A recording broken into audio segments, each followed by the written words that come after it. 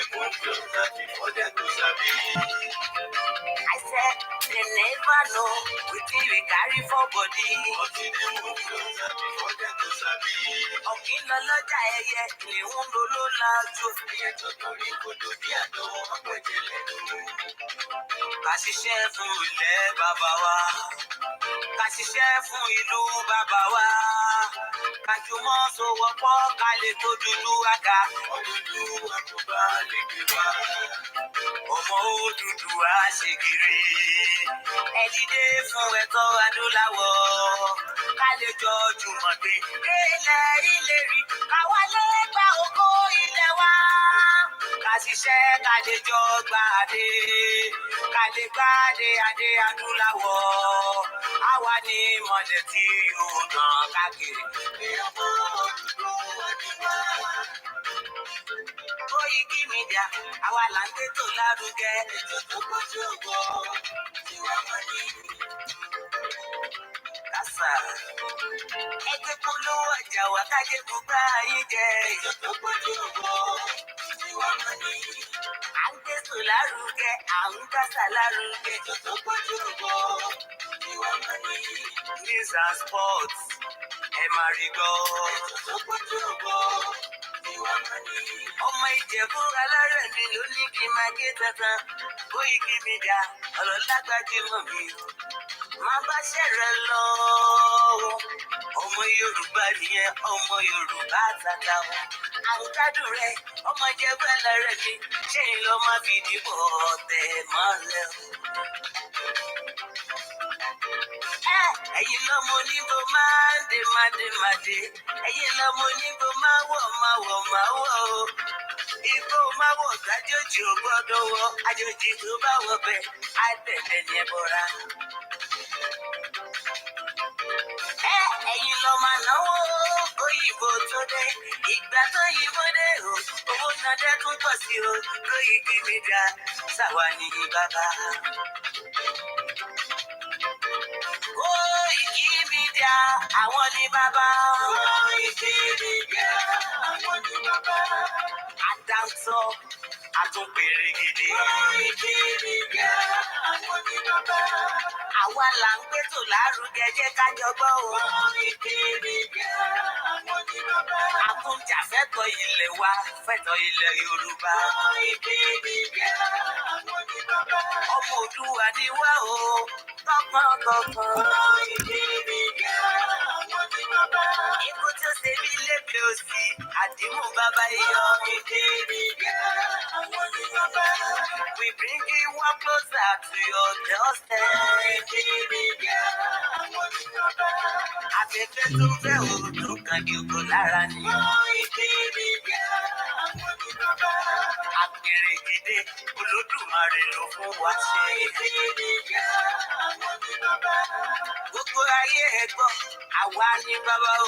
Koikimedia àwọn ní bàbá.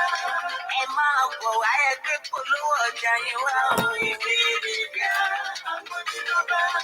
Odùduwà alágbèdá ní òtítọ́ lágbèdá ní. Koikimedia àwọn ní bàbá. Àgbìsọ̀dálẹ̀, àgbìsọ̀dígẹ̀ta. Koikimedia àwọn ní bàbá. Àgọ́tàn, àgọ́pẹ̀rẹ̀gẹ̀dẹ̀. Koikimedia àwọn ní bàbá. Koikimedia we bring you one closer to your doorstep. Àwọn ní bàbá. Koikimedia is around. To give us the test. Is around o. Give us the test. Ladies and gentlemen, ẹ mú kálẹ̀ sílẹ̀. Ẹgbẹ́ tí ẹ̀kọ́ ètò tó kojú gbogbo. Ladies and gentlemen, ẹ mú kálẹ̀ sílẹ̀. Ẹgbẹ́ tí ẹ̀kọ́ ètò tó kojú gbogbo. Koikimedia is around. To give us the test. Lẹ́ẹ̀kan sí mo ní good morning, mo kí ẹ̀yin tèmi tí ẹ ti ń darapọ̀ mọ́ wa. Mo kí ẹ ní gbogbo Badagry, Olúbùkọ́lá, ẹ kú iṣẹ́ takuntakun. Ẹ má yẹ kó sú yín, ẹ má yẹ kó rẹ̀ yín. Ìyá mi Faith David, ẹ káàárọ̀. Ìyá mi dáadáa ní òkè lọ́hùn tí mo máa ń ní First Bank. Ọ̀pọ̀lọpọ̀ fún mi ẹni tó ń jẹ́ bẹ́ẹ̀ ẹ ní láti mọ̀. First Bank làwọn ti ṣiṣẹ́ nígbà tí wọ́n máa retire, wọ́n lọ sọ́dọ̀ àwọn family wọn. àwọn ọmọ bí banking system ṣe ń ṣiṣẹ́. Mo rí ẹ Easy Dollar káàbọ̀ sórí ètò. Mo rí ìyá tó bí mi lọ́mọ. A ṣẹ̀fẹ̀ wọnú ètò yìí. Èmi ti sùn, mo ti jí. Ṣẹ́yìn náà ti sùn. Ẹ̀yin ta Amẹ́ríkà, Canada, níbo lẹ́wà? Ẹ jẹ́ ká kọ́kọ́ lọ kí bàbá wa Olóyè Ìgbòho. Mo kí gbogbo ẹ̀yin tẹ́tí ń darapọ̀. Gani Olóyèdé mo kí yín. Ẹ bá wa pín ètò náà kó lè kárí dáadáa torí á lè tó jẹ. Ẹ jẹ́ kọ́kọ́ lọ kí Olóyè Ìgbòho ṣá.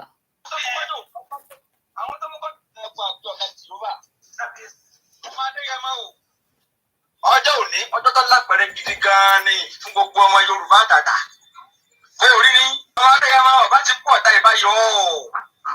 Wọ́n ní alákọ̀ọ́rí ọmọ ti lọ. Wò ó, èyí tí wọ́n rò yíyẹ̀ olúwo ọba ń ló kúkú sẹ́. Láńdí ọmọ Adéyẹmọ Ìgbòho ṣàṣẹ́bẹ̀ lọ wà. Ọ̀gá máa dúpẹ́ lórí Olódùmarè ọba òkúri. Tó o bá ti tàbí ìwé ìpọ́jọ́ òní ó tó pé ń kọ́ kí lọ fẹ́ wá láàrin àwọn ọmọ adarí mú gan. Tàbí tó o bá ti tàbí kí ọmọ láàrin ìfẹ́ kí lọ máa ń ṣẹ̀dá òfin ìró. Ọjọ́ máa dúpẹ́ lọ́wọ́ alágbẹ̀dẹ àyànmọ́ ọba tó fi ọ́ dára tó dùn.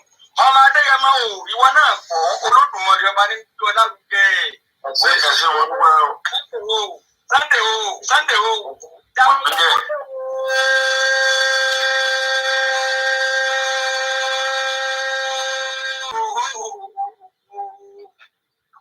Ẹ̀sẹ̀ mo dúpẹ́.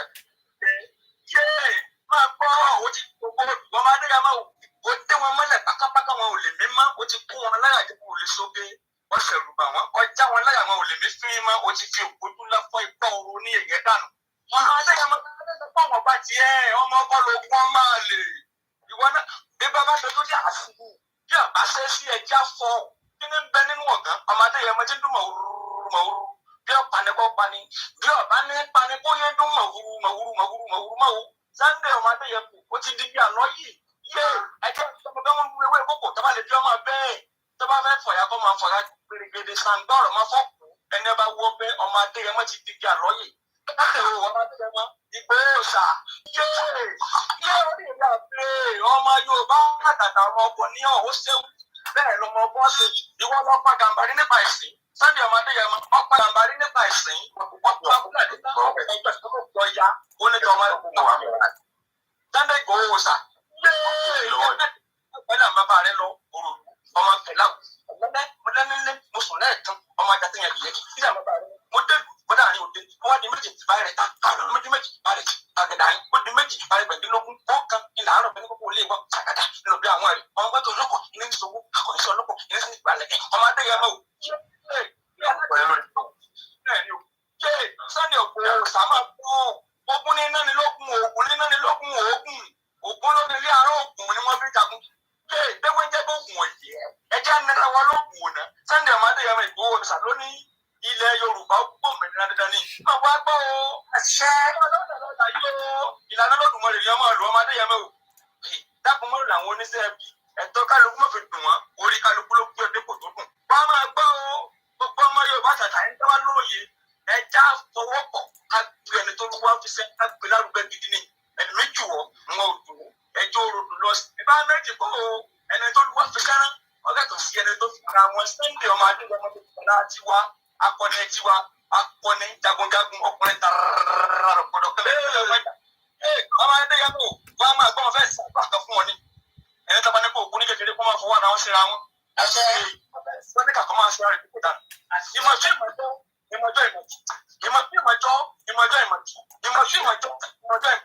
ayọ́yẹ pọ̀ ní kúlọ́wọ́ ọmọ gbá kékeré tó kékeré ìdáwọ́ iná máa gbẹ̀yìn agbẹ̀dẹ kò sí pàtàkì òní kúrò òdòkó tẹ̀ máa gbọ́ àwọn bàbá rẹ tó ti wà níbùgbé ìdájọ́ wọn máa fọwọ́ tì ọ́ gẹ́gẹ́ ni àwọn alágbára jagun tí wọ́n ní jagun ṣáájú ilẹ̀ Yorùbá wọn máa fi ọ́ tì ọ́ gẹ́gẹ́ ni Oòduà Ọlọ́fin Ọbàtálá Báṣọ̀run Àjàká Àjàngẹ̀tìrẹ̀lẹ̀ ẹ̀fọ́fọ̀gbẹ́rì nánàfọ̀kúnlá òun náà lẹ́rú ọmọdé kò ní sábà agolílá agolí kòkó alùpùpù àbá àkùkù ògèdè ìgbẹ́ alùpùpù.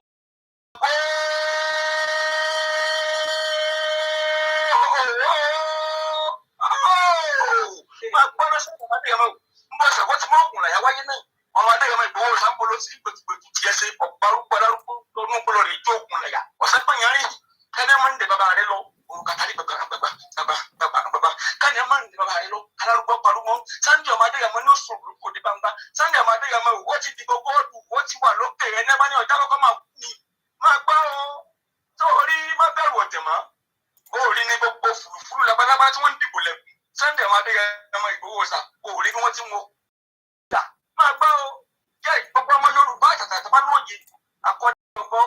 Adéyẹmọ ní ẹja àpòwọ́tì àti yìí débi tó lágbẹ̀rẹ̀ ẹja àpò tẹ́lẹ̀ èmi tún ẹ̀wọ̀ òjò mi kò lè gbọ́ adé kankan pa àkọ́dá yìí ọgbọ́ ẹja àpò ọ̀pọ̀ ká kí ẹni tó lọ́wọ́ pàfẹ́sẹ̀ lárugẹ ni ẹ máa bá wọn ní bọ́ ìgbésẹ̀ wọn lọ́gbàrá òní ni igi igbó sórí ipò wọn dìgbẹ́ ẹ̀rí ni àwọn àgbàlagbà wọn ní bí orí bá dúró tọrùn inú déyìn ọ̀tọ̀ọ̀tọ̀ gan ni sábìdì ọmọ Adéyẹmọ yẹ́ẹ̀ bá bá kó tọ́ òní ọjọ́ burúkú tó lápẹ̀rẹ̀ ní ṣùgbọ́n àwọn tí wọ́n ṣerú rú ẹ̀ mo ò lè mú jẹ́ ẹ̀. má ṣe pé ṣùgbọ́n nu rẹ̀ gbogbo tó ọba tó pátápátá rẹ̀ bọ̀ ìmọ̀lẹ̀ thank you. àrò ọ̀rọ̀ mọ gbogbo tó ọba ti àrò ọ̀rọ̀ mọ àwọn tó mú kọ́tò ná wáyé má ṣe pé o ṣùgbọ́n má jẹnu rẹ̀ ó gbófo gbogbo tó ọba pátápátá àrò ní ọmọ àrò mọ wọ́n máa fèkì ṣe lọ́lé wọ́n máa fèkì ṣe lọ́lé wa kì í ṣe é mọ̀ wọ́n lè dín lẹ́rìí wípé ìtàlọ́pọ̀ni òfẹ́ lápẹ̀rẹ̀ lágbájá ní tàmẹ́dọ́ni ìmọ̀lẹ́ akéwìrì ọmọ wọn ló gbọmọ̀ sọ àjílété mo bólúwa mi dúpẹ́ mọ́ kẹrù afá. Mo kí Kentos Abẹ́bí mo kí ní Manchester àǹtí mi dáadáa kọbẹ̀ Elédùmarè kó bá mi túbọ̀ máa dúró ti gbogbo ẹ̀yin tí ẹ dúró ti ìran yín lásìkò yìí gbogbo arọ́ kókó máa rántí nígbà tí wọ́n bá ń wo history. Like I always say, in another 200 years, kọ́lọ́n fún gbogbo alẹ́mí gígùn àtàlàáfíà, 200 years from now, everybody, grandchildren, wà lọ máa wo àwọn ọ̀nà tá a ṣe tá a fi dé Yorùbá nation. Ìrìn àjò Elédùmarè ni ìrìn àjò Ọlọ́run ni, àwa ń gbìyànjú, but ìgbìyànjú yẹn lẹ́fẹ́ kó sú wa irọ́ dẹ̀ lẹ́pa. Àwa ti takú ti Jésù, atakú ti ànábì, atakú ti àwọn irúmọlẹ̀ Yorùbá, àwa ní no going back níṣẹ́. Tí bá ti ń sùn, tí bá ti ń jí, Yorùbá nation ni, no going back. Àwọn oníṣẹ́ méjì, mo ti jẹun, mo ti sùn, I slept just about 10 o'clock. Nígbà tó dágo mẹ́ta, mo dìde. Mo ní kí ni mo tún ń ṣe? Tó bá fi lọ ṣiṣẹ́ náà, tó bá jẹ́ pé wọ́n máa sanwó fún mi tí máa lọ ṣiṣẹ́ níta. Tọ́dẹ̀ ni mo gbọ́dọ̀ dé cleaning job yẹn. Àwọn iṣẹ́ kan wà, o gbọ́dọ̀ débẹ̀ for 4 o'clock. So máa mú night bus. Wàá jí lọ, wàá sáré lọ ṣe 2 hours. Wàá ṣe 4 to 6. Àwọn especially àwọn cinema, mo ti ṣe irú iṣẹ́ yẹn rí ní ọ̀nà Shepherd's Bush. No, kò ṣiṣẹ́ kò tẹ̀lé Shepherd's Bush. Bayswater. Ẹ̀gbọ́n mi kan ló gba contract yẹn. Ọlọ́ba wọn clean. Nígbà táyìn bá lọ wo cinema, tó lọ wo movie, àwọn kan la máa lọ clean ẹ̀. So ẹ̀yẹn fọkàn balẹ̀. Wọ́n ní ẹníjọ́ àwọn mídíà tó dúró dáadáa. Mo gbọ́ Lady K throughout lánàá. Mo gbọ́ Bàbá Èkìtì. Mo gbọ́ Ọmọlúkà. Mo ti lọ wo program Ọmọlúkà yẹn. Ó fáyà gidi. Mo gbọ́ bàbá burúkú yẹn. We all have different tone sọ̀rọ̀ Yorùbá nation. Àwọn níbi kankan táwọn lọ. Ṣẹ̀wárẹ̀ èèyàn ọmọ Yorùbá tẹ ní Bọ́lá Tinubu ló máa ṣe yẹn. Mo tún sọ fún yín pé he has nothing to offer. Ẹ máa tọ́jú àwọn fídíò yìí kalẹ̀. Ó ti bẹ̀rẹ̀ calm down. Ọlọ́run àfúnṣe ní nǹkan tó ń ṣe lọ́wọ́lọ́wọ́, but lórí ọ̀rọ̀ Yorùbá nation, bẹ́ẹ̀ fi yẹn sẹ́gbẹ̀ẹ́. He has nothing to offer. Bí Buhari ṣe máa lọ tó máa dé nìyẹn. Mo wo Máyégún náà lánàá.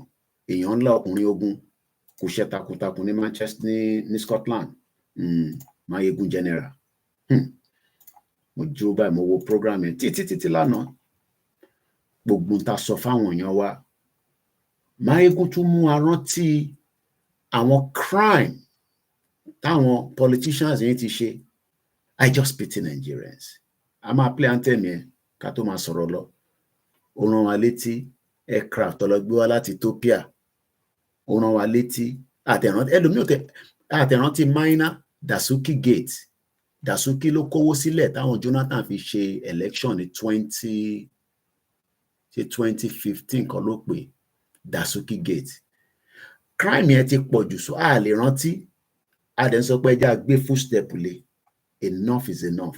Ìgbà kan làwọn ọmọ Yorùbá kan ṣiṣẹ́ ẹ̀ṣẹ̀ àkíṣèdí bẹ̀bẹ̀rẹ̀. Ẹ ti gbé lẹ̀kẹ̀ sí díẹ̀ nísìn. Ó ń ṣayé kiri ni.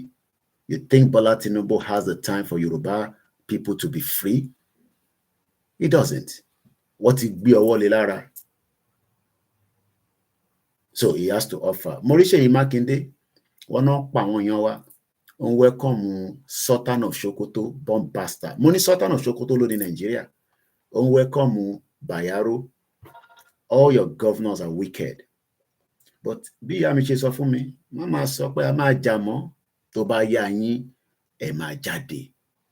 Bẹ́ẹ̀ ni gbogbo ìgbà mọ̀ sí máa ní máa fi wọ́n sílẹ̀.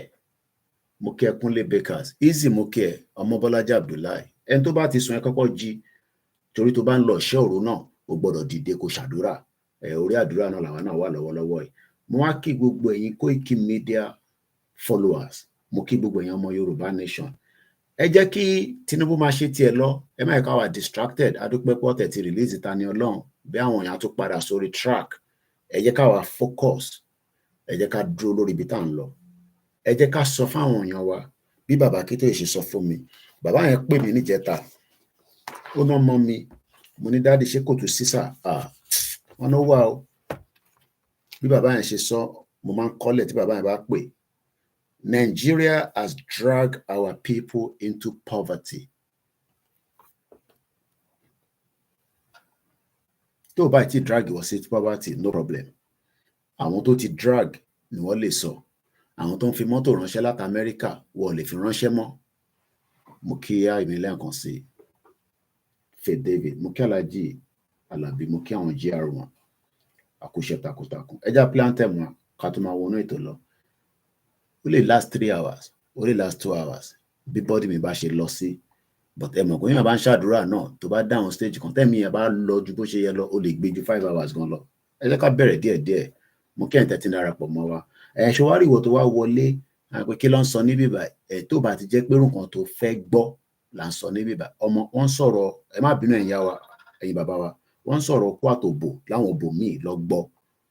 TikTok nísìn ti gbá wa dànù torí kò ń ṣe nǹkan tá à ń sọ nìyẹn. Ibi báyìí ọ̀rọ̀ bá ṣe máa dismantle Nigeria làwa ń sọ níbí báyìí. And we will dismantle it. Ọ̀rọ̀ ẹnu wa yìí la máa kọ́kọ́ fi dismantle ẹ̀. Pray for Nigeria kò ní dá fún ẹ. Nigeria ò ṣe oníkọ́ pray fún. Lọ́wọ́ program tí wọ́n ṣe lánàá, woman kan wọ́n ọmọ tó ṣe bí got killed in a fire because of terrorists ní Sokoto State. Wọ́n á jẹ́ ìyá ẹ̀ àbí àgbọ̀n àbá àbúrò ẹ̀ ni ó súná bẹ́ẹ̀ yẹn wà ní keep Nigeria bomb bastards. Orílẹ̀-èdè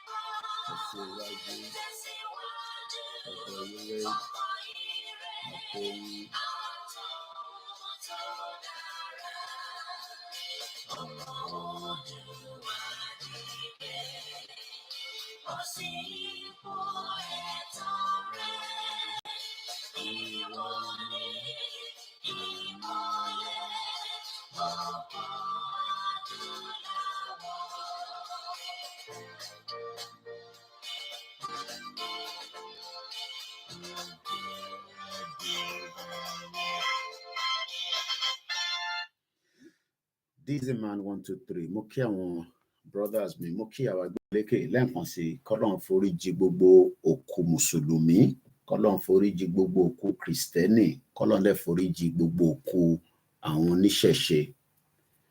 Ọmọ Yorùbá ni wá, ìyẹn kankan gbọ́dọ̀ tó fúlù wa níbi tí ayé délé ni pé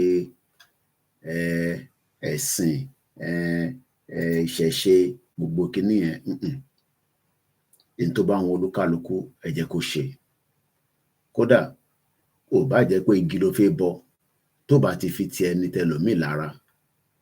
In tá à ń tọrọ fún òun ni pé ká gbé nígbé àlàáfíà. Ìgbé àlàáfíà kan la gbé ní Nàìjíríà. Nigeria has dragged us backwards. Èèyàn mélòó ni àwọn parent ń fi $20,000-$30,000 owó wọn lọ fi ń ṣe turnover léni nísìn?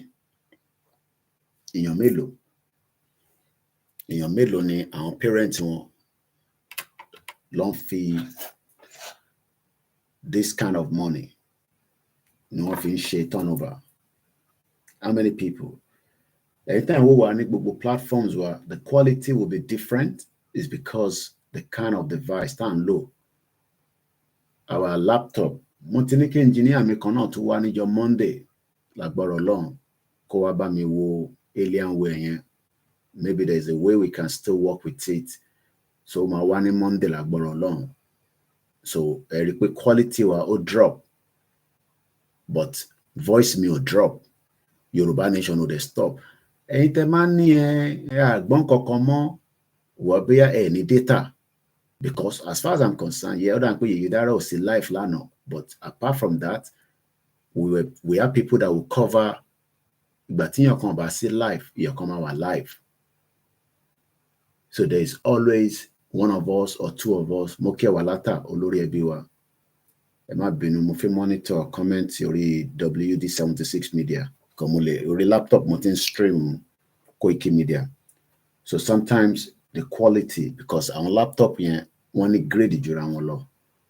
Nígbà tá a dẹ̀ ti ní kára laptop mi táì tí ìrówó rà mí. So àwọn kéékèèké ta ní la fi ń ṣe backup. We're streaming live as well on the Facebook.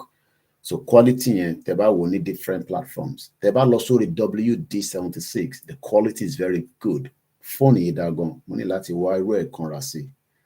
I can see myself on my 65-inch screen níwájú mi. But tẹ́ bá ń wò lórí Koikimedia, quality yẹn lè drop. The reason why we are streaming on all these multiple channels, especially because àkọ́lá làwọn platforms yìí.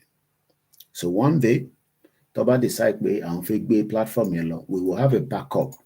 So ẹni tó ti subscribe, kò ń ṣe pé subscription tá à ń ní kẹ́ lọ ṣe yẹn is for the benefit of ẹ̀yin tẹ́ ń follow wa.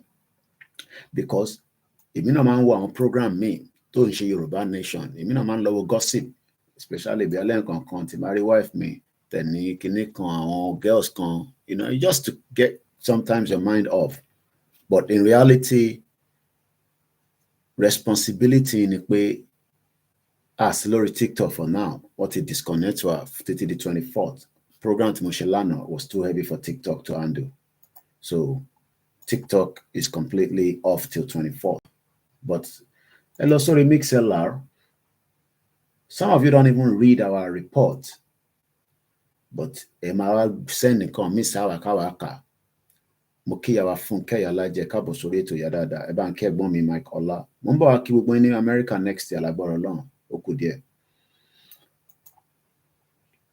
Kí ni reason tí a ṣe ń sọ pé a fẹ́ dá dúró? Number one, thanks so much, Dizema123. We have a lot to gain when we go into our own independent country. When we have our own country, we will run politics. We will run government. What Bola Tinubu is running now is not a government of Yoruba people. Mo mọ̀ pé lọ́kàn wa níbì kan nígbà ìyá wa à ń fi bígbà yẹ pé Bola Tinubu ó máa ṣe ẹlòmíì máa ní heart attack by the time tó wá máa fi ṣe government ẹ̀ tán. Lótìtọ́ Ọlọ́run ló nígbà. Mo kí ìyá mi dáadáa Sanjo Beauty ẹ̀ ṣé wọ́n mú lójoojúmọ́ táwọn ọmọ ẹbáṣà ti ń ṣerun, tọkùnrin ṣe tọ́bìnrin ṣerun, ọkùnrin náà ń dirun. Ẹ rántí pé àwọn Ṣàngó wa náà, àwọn orúmọlẹ̀ wa kọ̀ọ̀kan náà máa ń dirun. Gbogbo tó gbà kúrò lọ́wọ́ wa náà nìyẹn. Wọ́n gba confam kúrò lọ́wọ́ wa. Wọ́n tún gbé confam fún wa torí a lè nọ́ọ̀kì Christianity àti Islam. It's just that for a very long time, àwọn ìsìn méjèèjì yẹn wọ́n disrespect our own tradition. Mo ń bá ìyá mi kan sọ̀rọ̀ níjẹta, ó wà lórí program. White Garment Church is part of Yoruba people as well, according to history. And I love them. I've been to church, I've been to mosque, and I so believe in my tradition. Ọ̀pọ̀lọpọ̀ ọmọ Yorùbá, they are not taking this Yoruba Nation campaign. They are not taking it very serious. And the reason that you take it serious is because lọ́kàn ara wọn, they believe that Nigeria will survive. Oh my God. Money, àwa tá a tẹ̀ ń ṣe prophet, though àwọn kan máa ń ní we are the prophet of the time based on intan sọ nísìn. I don't think so. Ẹ dẹ̀ lọ wo àwọn tá à ń sọ̀rọ̀. We always say that mo gbọ́ tí Mayegun náà sọ the same thing nínú program ẹ̀ lánàá pé òun lè predict in tó lè ṣẹlẹ̀. But we are not prophetic people. We are not like, you know, àwọn Pastor Enoch Adeboye, you know, àwọn Komolu. Oh, I'm sure you know what I'm talking about. Àwọn gbogbo àwọn wòlíì yẹn. Àwọn kan náà fún wọn níran yẹn o. And I'm not joking. But we are just seeing things and we are saying it and say, look. So these Yoruba people, they man feel pé, especially àwọn kan wà wọ́n pera wọn ní conservative. Those are like people like Adeyinka grandson. Ọ̀pọ̀ lórí social media gone. They're bomb bastards. And on our Libra. Especially because our ní relationship pẹ̀lú Igbo. Dẹ̀ lè ṣe kankan. Ẹ má tó bá tẹ́ lọ́rùn. Omi London Bridge lọ jábọ́ síbẹ̀ kó kú dànù. Igbo lè gbalẹ̀ wá. Gbogbo ẹni mo fi sọ.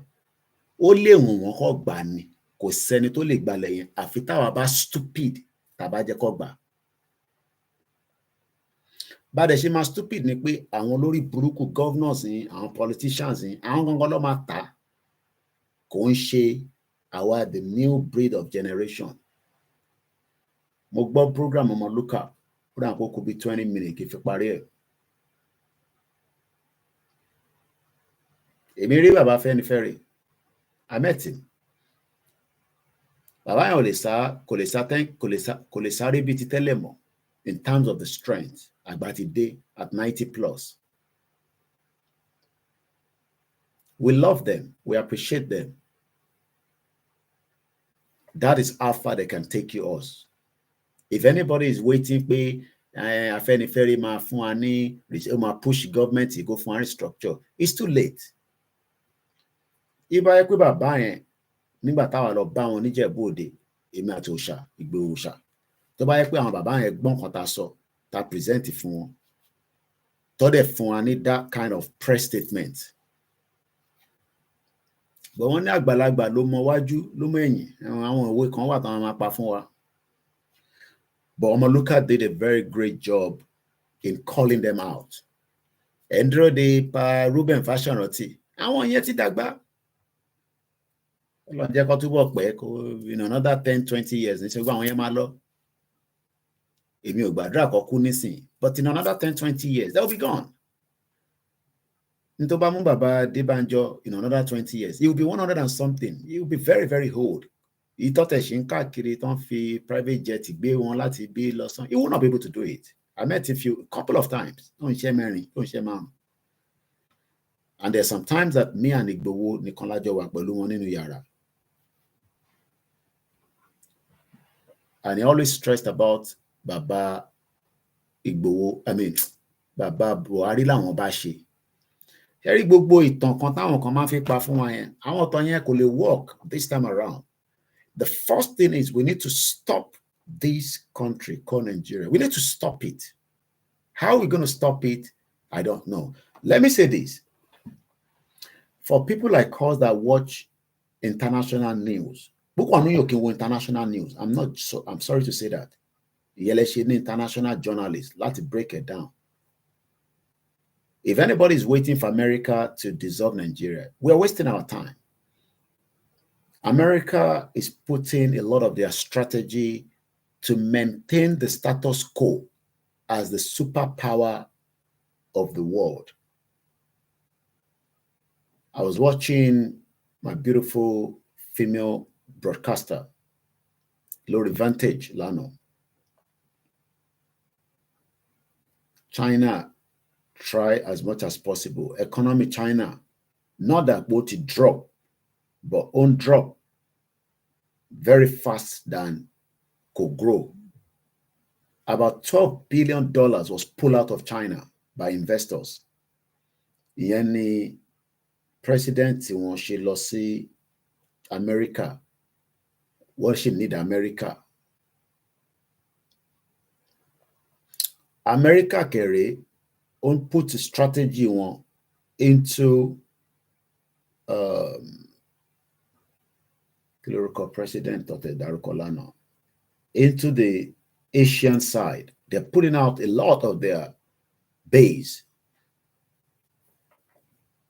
America would not want Nigeria to break, but we can force Nigeria into a roundtable discussion, which is in town. I'm going to force Nigeria into a roundtable discussion with the international community. But one build it, there. They need some kind of more firepower to be able to go heavy. What's ready, but they still need a lot of firepower. Because Nigeria is a very big country that has a lot of, military ammunition, especially Entobani access aircraft, Latoke, they can destroy you faster than Iwotoni. So the Biafra still need, I've listened so many times with Simon Ekpa, they still need a lot firepower to go head to head. And they're also fighting the Cameroonians. So it's a big fight. Mokia Dekunle plenty.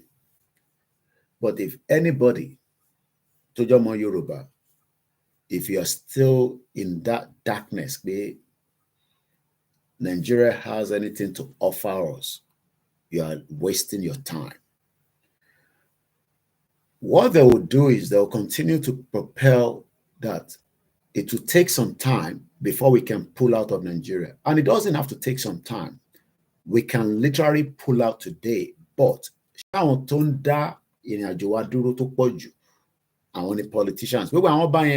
have to talk about them anymore.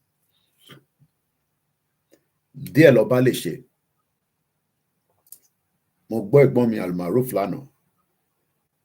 yeah, I think I watched it. Sometimes I watch 3 programs simultaneously. My wife asks me, "Ba mo ṣe ń gbọ́ mẹ́tẹ̀ẹ̀ta."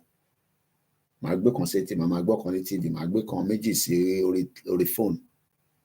Èyí tí bá fẹ́ kó loud láàrin màá increase it. Do you think that ìyàwó Akérédolú, Akérédolú as it is,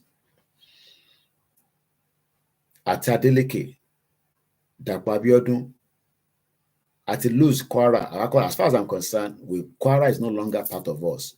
It's been cut off because not Lombashe, Abdul Fattah, whatever is there.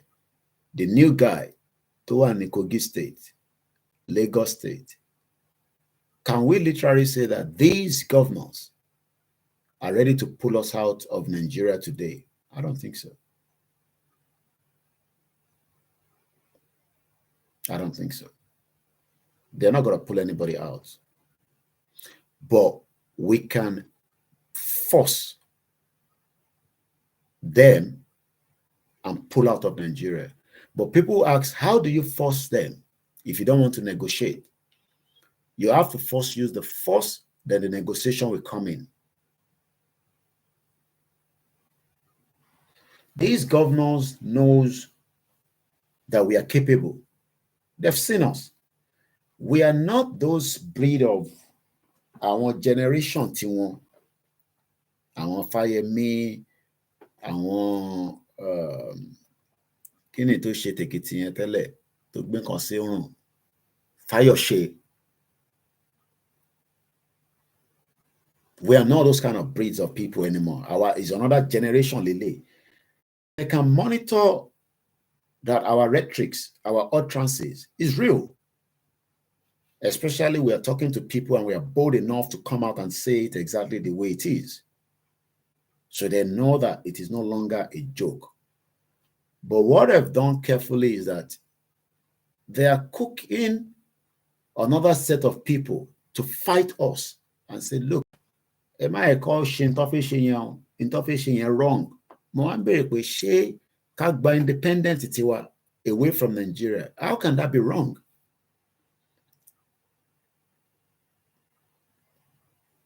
How can that be wrong? You're right. Disman says the double-digit naira depreciation is expected in 2024, according to the European Union. The European Union bá tẹ sọ fún wa.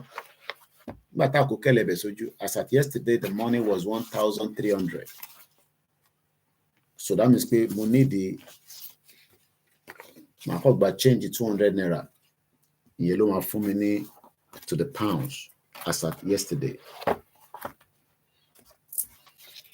As at yesterday is 1,300 to the pound. Morek Bomi Al Maruf, don't lament gone. As much as we try as much as possible not to drag Tinubu into our conversation, but there's no way we are not going to drag him. Because Tinubu gangan ló wà lára àkóbá àdábá níbi tá tún ti sọ pa tó ń continue pẹ̀lú Nigeria.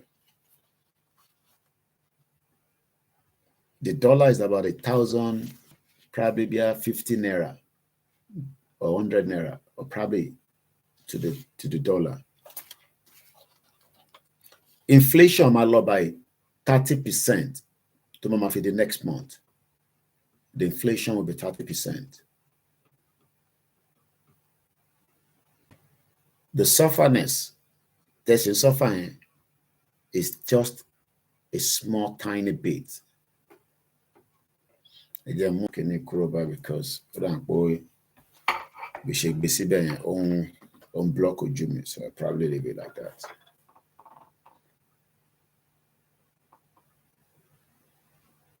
All this is going to be a big impact on the lives of people. So, Kilowadeti and House of Reps they are not coming out and united and say, this is no longer working, but on work found now. Toba dollar nisin, party to ma ṣe, to ma lọ, àwọn tí mọ̀. Ẹ jẹ́ ká fọ̀rọ̀ Fúlàní tó wà ní oko sílẹ̀, ẹ jẹ́ ká sọ̀rọ̀ nípa economy ilẹ̀ Yorùbá. Lóòótọ́, àwọn state wa kan, they are doing very well, like Lagos State. Apart from Lagos State, state wo ló tún ṣe dáadáa? Tàtú lè tọ́ka sí. State wo la fipò tún ṣe dáadáa after Lagos State?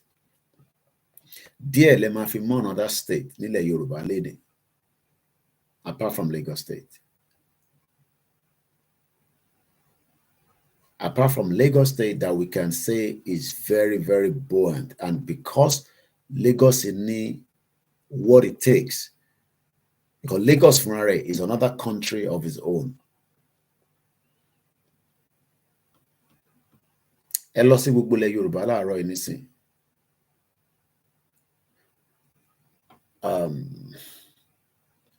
Èló lẹ fi pa àwọn ọmọ Yorùbá fi ń ṣe business. I mean, the average Yoruba man láàárọ̀ yìí tó jẹ́ businessman mọ̀ sọ àwọn tó ń ta wóróbo, àwọn tó ń ṣe proper business, bí àwọn tó ní tipa, àwọn tó ń kọ́lé. I don't want to mention their names. I'm sure some of us know them. Àwọn tó yẹ pé wọ́n máa ń ra large land, on ṣe developing and all that. How much do you think they're playing with roughly today? I'm talking about people that has, access to kind of that money, leni. And what is their percentage? What is the percentage of Yoruba people, láàárọ̀ tó ní ṣígìdì owó tí wọ́n dẹ̀ operate within the Yoruba land? Bí àwọn tí wọ́n ń ṣe lọ sí African countries, the Europe or Asia, mélòó ni wọ́n láàárọ̀ yìí? I'm not talking about the other tribes now. I'm talking about àwọn tọ̀dọ̀ tiwa, because I'm up with àwọn Igbo, they do drugs. So tẹ́bá ní wọ́n ṣe business. A lot of them are into drugs. There's no doubt about it in our mind. We know that. So we're not talking about that. We're talking about ọmọ Yorùbá mélòó, 50 million. It's only $50 million. For every day, ọmọ Yorùbá yẹn tó ní 50 million as a capital, that money keeps dropping every day. The business nílẹ̀ Yorùbá láàárọ̀ is dead, collapse. Sherry focus for a very long time has been on farming, on power, on oko. But I know it's part of it as well. But I remember Baba wa command be for Wasi UK. I don't know whether he's still doing it. I'll have to find out if I can get hold of him. Because many times I've gone to Heathrow with my truck. I had to load down my phone and I distribute it in different places.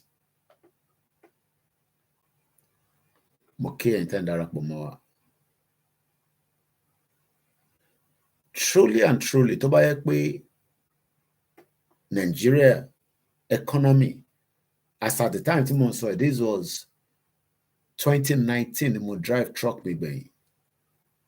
That was even prior before Yoruba Nation. I would be very surprised tí máa yẹn bá ṣe ń ṣe that same business wá sí UK. Every Friday, lẹ̀ fún ẹ̀ máa ń dé bíbá ló máa dé Heathrow. Wá gbà jáde, wá gbé wá sí the nearest depot kan tí wọ́n máa ti ń deliver àwọn truck yẹn tó fi load ẹ̀ dé. Àwa máa kó sínú van, wọ́n ti láwọn tó ń ra lọ́wọ́ wọn, àwa distribute káàkiri. I am not sure whether he's still doing it, especially now that the exchange rate, even the standard concept was very poor. The standard of intention, because it is who we are. Most of Yoruba people lately, we are already trapped in this Nigeria because it is not building the Yoruba economy for us. I've talked about Dawn most of the time. And the reason why we talk about them is because they are the closest when it comes to of a developed Yoruba land. Dawn Commission is dedicated technocrat institution for sustainable development of Southwest region. I'm asking this morning, can we say that we are getting sustainable development in Yoruba land? In January, sustainable development. Okay, Henry trend to move láti my 12 àbíbí kan tí wọ́n ṣe blue line or whatever they call it in Lagos State. Okay. Ṣé Lagos nìkan ní ilẹ̀ Yorùbá ni? What about the other states? Osun State, Ogun State, Ekiti State, Oyo State, Ondo State. Ṣé wọn pa àwọn ọmọ wa kàn sùn wọ́n ń jí lójoojúmọ́? There's no future for anybody under the Yoruba economy as we remain in Nigeria. Kò sí future. The future that you are expecting is dead. Lẹ́yìn pé àwọn èèyàn wá sí Lagos tó fẹ́ survive, ṣé mọ̀ pé gbogbo other state is as empty as nothing is happening there. Kò sí productivity kankan tó ń ṣẹlẹ̀ ní gbogbo other state. Fún mi ní productivity tó ń ṣẹlẹ̀ níbẹ̀. What is the productivity? Probably maybe Ogun State, because òun náà ní a lot of our companies to operate láti bẹ̀. The moment you come out of those two zones, Lagos and Ogun, tẹ́ bá ti wọnú Ọ̀yọ́, gbogbo bẹ̀yẹn was meant to be another hub for farming, but that one is dead on arrival. Kò sí farming activities kankan tó ń ṣẹlẹ̀ ní Ọ̀yọ́ State as we speak today.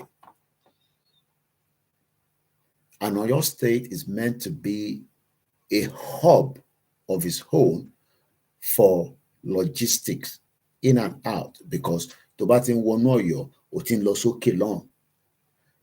Okay, ká tó sọ pé Ọ̀yọ́ tẹ̀ ń ta bíọ́bíọ́ bí àwọn tó ń ṣe production, bí àwọn tó ń ṣe pàrágà, àwọn tó ń ṣọtí, or one or two things. Now, kí ló ń ṣẹlẹ̀ ní Ọ̀ṣun state? Kí ni productivity tó ń ṣẹlẹ̀ l'Ọ̀ṣun state? I mean, ẹ fún mi ní one thing that we can point to say, okay, tí bá wò ní sinmi lọ́dọ̀ àwọn Kentos ní Manchester, mo lè ní okay, kí ló ń ṣẹlẹ̀ ní Manchester? Tí bá tẹ̀ ni mo fi kó lọ sí Manchester, kí ni probability pé màá ríṣẹ́ níbẹ̀? Ṣé mo máa dá léṣẹ́ lẹ̀ ni? Àbí màá dá léṣẹ́ lẹ̀ bí ọ̀rẹ́ mi tó ń ṣe búrẹ́dì? Mo lọ́rẹ́ mi kan, ọmọ Abẹ́òkúta ni, tó bá pọ̀ fún opportunity ni ó yẹ kó ti establish ní Nàìjíríà kó náà máa ta bread. Manchester ló wà. Ṣé màá máa ta ráìsì ni? Ṣé màá máa tó oúnjẹ ni? Or bóyá màá lọ sínú health care tí mo mọ̀ pé probability wà pé tí bá ń ṣiṣẹ́ nínú health care nílùú yìí kò síbi tó lè gbé. If you're ready to do that kind of serve, mo kí bàbá wa dé Ọ̀ṣun Timothy. Ẹni tó bá jẹ́ pé o fẹ́ ṣiṣẹ́ ní health care kò síbi tó lè gbé within England, Wales and Scotland, because those sector kí ni productivity tó ń ṣẹlẹ̀ l'Ọ̀ṣun state? What is the main hub nǹkan tá lè sọ pàtó pé ní Ọ̀ṣun state yẹn o? Yàrá pé mo ṣe ń wo máàpù àwọn dán ní gan, yàrá pé Kwara sí lára ẹ̀. Ẹ lọ sórí website wọn nísìn dancommission.org. Ọ̀yọ́, Ọ̀ṣun, Ògùn, Lagos, Ondo, Èkìtì, wọ́n tẹ̀ fi Kwara sí. Because wọ́n mọ̀ pé Kwara is working with the north, well, they are not working with us. Kódà wọ́n fi Kogi sí gan. So let's even work with the one that we have. Ẹ fún mi ní kí ló ń ṣẹlẹ̀ nínú Ọ̀ṣun state? What is the productivity tó ń ṣẹlẹ̀ nínú Ọ̀ṣun? What can we point pé nínú Ọ̀ṣun state o, tí bá kó kúrò ní Lagos, tí bá padà sí Ọ̀ṣun, nǹkan báyìí mo lè máa ṣe láti fi yọwọ́ padà as a businessman, àbí pé mo fẹ́ lọ kàwé níbẹ̀, tí bá dẹ̀ kàwé yẹn tán, nǹkan báyìí lèmi náà, I mean, ìlú yìí nísìn, the more tó bá ṣe, the more you are going to prosper. Tó bá sọ pé ó fi kàwé kankan mọ́, kò ń ṣe dandan. Lẹ́nu iṣẹ́ tó wà yẹn, tó bá jẹ́ pé company tó ní good plan fún ẹ, tó dẹ̀ yẹ pé ìgbà tó fi wọlé síbẹ̀, ó wọlé as basic. Nínú ibi iṣẹ́ yẹn, ó yẹ kó sì lè jẹ ọ̀gá díẹ̀. Tó bá jẹ́ pé bẹ́ẹ̀ ló fẹ́ wà tó ṣerú àwa tó yẹ pé ìgbà máa ń ṣiṣẹ́, tá a bá ti ṣe bí i 2 years níbi kan 1 year, ó ti máa ń sọ àtúntò fẹ́ move. Àwọn kan ò lè ṣe, so they stick to one job, but wọ́n ní career path. Ṣé mọ̀ pé going to university is not a compulsory thing. You can literally be in the work industry in any sector in this country, and they will make sure that they create a career path for you. Níbẹ̀ wà ló máa ṣe àwọn courses kéékèèké kan tí kò ní pẹ́ lára. By the time tó bá tẹ̀ máa fi iná kúrò níbẹ̀ yẹn kan sẹ̀, ìwọ náà ti mú kankan dání. But mo ń béèrè kí ni operation tó ń ṣẹlẹ̀ nínú Ọ̀ṣun state? Mo kí Grammar Comfort Adélẹ̀. What is the production tó ń ṣẹlẹ̀ nínú Ọ̀ṣun state? Ṣé art ni? Ṣé wọ́n ṣe cultural dance? Because those can give us money as well. Kí ló ń ṣẹlẹ̀ tá bá wá kúrò l'Ọ̀ṣun state? Kí ni productivity tó ń ṣẹlẹ̀ ní Èkìtì state? All these governors lied. Ẹ jẹ́ ká lọ sí Èkìtì state. Ṣé mọ̀ pé Fáyẹmí sọ fún wa pé airport kan, ẹ jẹ́ ká lọ wo report yẹn, because I'm sure that airport never made it. Excuse me. This is Sarah Reporter 3 weeks ago. 1 year after multi-billion naira Ekiti airport that was inaugurated without air control system, by ex-governor Kayode Fayemi is yet to commence operation. I mean, so mo tún béèrè láàárọ̀ yìí at 4:20 a.m. èní ní 18 live program lẹ́ ń wò yìí. Kí ló ń ṣẹlẹ̀ nínú Ekiti State?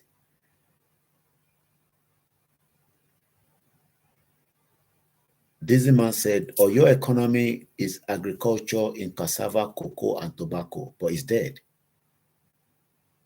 Terrorists will only operate in full, not that farming, but in full capacity. Mo tún béèrè lẹ́ẹ̀kan sí, kí ló ń ṣẹlẹ̀ l'Ekiti State?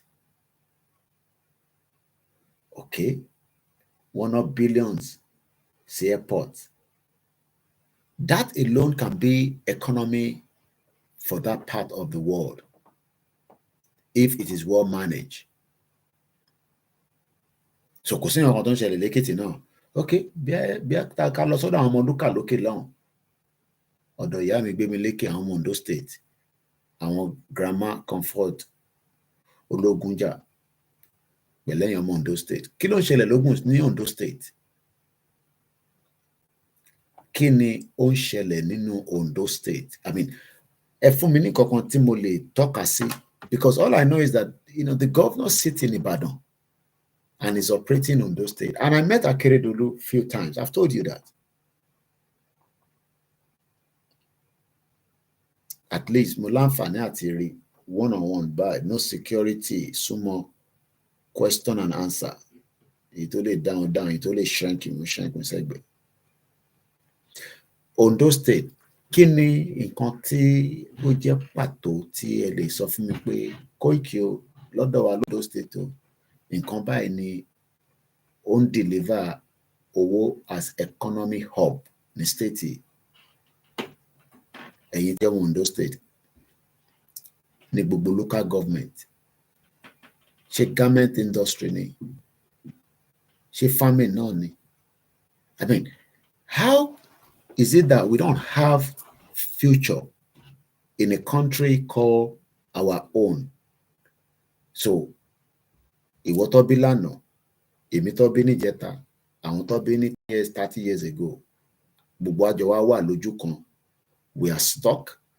Àwọn kan dẹ̀ náà àwọn ṣe government, àwọn House of Rep wa, àwọn speaker, and all we can say is that we see nothing. The whole thing is completely lies. And we are now saying that there's another alternative. This alternative is far better than the one that we are operating before. And then some people are saying, no, I should prefer a little one anyway. Let's read a little bit about this Fayemi fake project called Ekiti Airport. Sited along Ado-Ijan Road in Ado-Ekiti, almost close to Afe Babalola University in the state capital. We can sell education to our people around the world. African countries Money Business Center in University UK. Maybe some of you don't know that. It's a business center. They need as many foreigners to come and study here because tiwa lofin shaking, lofin balance book one. Tiwa lofin balance book. And I wonder quickly what a man looking in. Come and kete wa ko moisture. Come about bet nítorí òtútù ni. It's not fashion. Crude oil, they lofin she Vaseline, in case you don't know that. If truly we are being honest, ó yẹ kí Ondo kó jẹ́ education hub tá fẹ́ tà káàkiri fún gbogbo African countries. So that means pé nínú ẹ̀ àwọn tó máa wá kàwé wọ́n máa ní ìdílé tó fi gbé, wọ́n máa ní the services dẹ̀ máa ń pọ̀ lọ rẹpẹtẹ, whatever services you can think of, as long as they're legal. So it's the same thing. Now, in UK, student visa. Kí lẹ rò pé ṣe ń fún yín ní student visa yẹn? mo ń bá ẹ̀gbọ́n kan sọ̀rọ̀ lánàá ní UK bíbá, and we were talking about masters ẹni tó fẹ́ ṣe master program. And one in the near future, they're working towards where you might not even have to come to UK. You just have to do it, and then be a graduation of whatever. Yeah, for everybody to know if you are student visa, to gba student visa, to máa fi parí course yẹn, kò bá jẹ́ 1 year, masters ló wá ṣe, kò bá jẹ́ 3-year program, you will pay certain bills throughout that period. Kódà kó avoid kó sọ pé o need nǹkan kan because o ń try láti save owó. Tó bá tẹ̀ lucky tó tẹ̀ jẹ́ pé wọ́n nìkan, because tó bá ti lọ́mọ nílé, o lè manage. Okay, ṣírò àwọn ta lọ́mọ nílé nísìnyí, màá ní mo máa pa heater torí pé mo fẹ́ save owó, ṣòro pé èèyàn ti wà stupid nìyẹn. So the question is, kí ló dé tí Ondo State àbí Èkìtì, láyé ká tẹ̀sí dúró lẹ́kìtì, because ìtagbọ́ ni pé Èkìtì ní the best when it comes to ní gbogbo ilẹ̀ Yorùbá professor tó pọ̀. Why have we not transformed Ekiti into the education hub? Tamawa Tasita. Ṣé ẹ mọ̀ pé gbogbo àwọn yunifásitì tẹ̀ ń rí tí wọ́n ń polówó káàkiri tán máa ní kẹ́ wá kàwé ní bíbá? It's a business. They need as many foreigners láti sanwó international fee tí àwa tá jẹ́ resident tá à ní san. And I'll tell you how it works. Ọmọ tó bí sí ìlú yìí, ṣó máa sanwó university náà, but ó máa láti lọ gba loan. The loan covers the tuition fee. Ìyẹn àkọ́kọ́. Ó máa sanwó yẹn padà lọ́jọ́ iwájú, subject to tó bá ti níṣẹ́ tó kọjá threshold, ló máa ń pè, the threshold of income. What a capel, I don't know what it is. Wọ́n máa deduct ẹ̀. Eléyìí ò ṣe pé mo gbọ́ lónìí àwọn mi san. No, everything is locked in. The moment you start working, Inland Revenue or HMRC, wọ́n máa mọ̀ pé o ti ń ṣiṣẹ́. Your tax, your NI. So based on the NI yẹn, student loan tó gbà, wọ́n máa deduct ẹ̀ díẹ̀díẹ̀ títí tó máa fi tán. Now, ìwọ tó fẹ́ wá kàwé nílùú òyìnbó tó bí sí ìlú yìí, ìwọ expect ìwọ kí wọ́n ní cash yẹn lọ́wọ́. Ìyẹn ló ṣe máa ní sometimes kẹsàn díẹ̀ tó bá dé, but initially you are meant to pay everything. But wọ́n mọ̀ pé àwọn ìlú kan wà bí Nigeria, not every one of you, especially in the southwest, àwọn kan lówó yẹn, but majority of us don't have that money. Púpọ̀ nínú yín tẹ́ máa ń kókì gbogbo student visa yẹn fake ní ẹ mọ̀ pé ẹ ní that kind of money. Níbo ti fẹ́ rí 53 million. So you package yourself, oye yẹn fowó kan sí account, run there, ẹ wá lọ apply just to get the student visa. Kí ló dé tí Èkìtì State náà jẹ́ hub láti máa ta education for African countries? But before we can do that, you must be viable, you must be productivity. You must be able to tell people that Ekiti State is safe for education. Okay, Mr. Danny.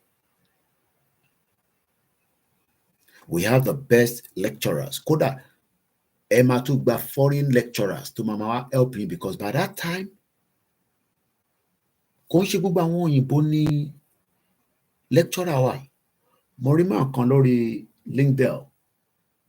I don't know which country it's from, but he was excited because 2 of his students came out with first class in information technology or something like that. Or LinkedIn Motiri.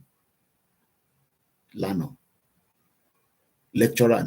So he's very happy. So the reason why tertiary only baba kan tó wà lórí X-Space, kí lorúkọ again now, is a lecturer.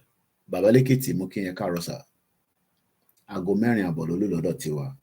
Àwa were 1 hour behind. So irú Èkìtì tá a ṣe ń sọ̀rọ̀ ẹ̀ nísìn should be education hub. Now irú tí wọ́n ní airport yẹn ò ṣiṣẹ́ nísìn, ṣe mọ̀ pé every day làwọn èèyàn máa land sínú airport yẹn. Kí ló fi wá ṣe? Wọ́n prepare another journey of their life láti wá kàwé lẹ́kìtì. And then irú àwa nísìn, èmi àwa màá wá ní ọ́fíìsì ní London, èmi àwa máa polówó fáwọn èèyàn pé ǹjẹ́ o mọ̀ pé education wà lẹ́kìtì state, màá wá máa sọ oríṣiríṣi university àti opportunity. Ṣé bí nǹkan tẹ́ ń rí ní prospectus nìyẹn? Tẹ́ bá ṣí prospectus àwọn university UK, wọ́n á sọ fún ẹ pé tó bá dé London, èmi gan tó bá careful ó lè jẹ́ Coventry ló ń lọ, ìwọ máa rò pé London ni, but outside London ló ń gbé ẹ lọ. But nínú Coventry wọ́n á sọ fún ẹ pé there is a night life, tó bá fẹ́ lọ ṣe fàájì, tó bá fẹ́ kàwé, ó ní library tó máa wọnú ẹ̀ tó yẹ pé wọ́n máa bẹ̀rẹ̀ pé ṣé presidential library ló wọ̀ ni. I mean, education itself is money, is a money venture. Let me see if I can find the statistics of how much ni university worth nílùú yìí. Báwo ṣe máa put it? What is the total value of university fee from international students, UK? Okay, I think we have a number to play with. And I love sharing numbers. It's very, very important. You play with numbers, your head will bust out. Tuition fees from overseas students. Owó school on sọbẹ ẹjẹmọ pounds mi jáde. Because number one, ìwọ tó fẹ́ wá ṣe student nílùú yìí, eléyìí kọ́ la máa gbà lọ́wọ́ ẹ̀, eléyìí la máa gbà lọ́wọ́ ẹ̀. So ìwọ ló máa wá mọ bó ṣe lọ ṣe eléyìí tó máa di eléyìí, wàá send ẹ̀ sí school account yẹn kó tó lè confirm pé wọ́n máa fún ẹ ní admission. So kí ló dé táwa náà force owó ìlú mi kó convert ẹ̀ sí ọ̀dọ̀ tiwa if truly this country was okay. So gbogbo yín fi pé going to the politics nìkan ló ń pawó ni? No. Play with me with this.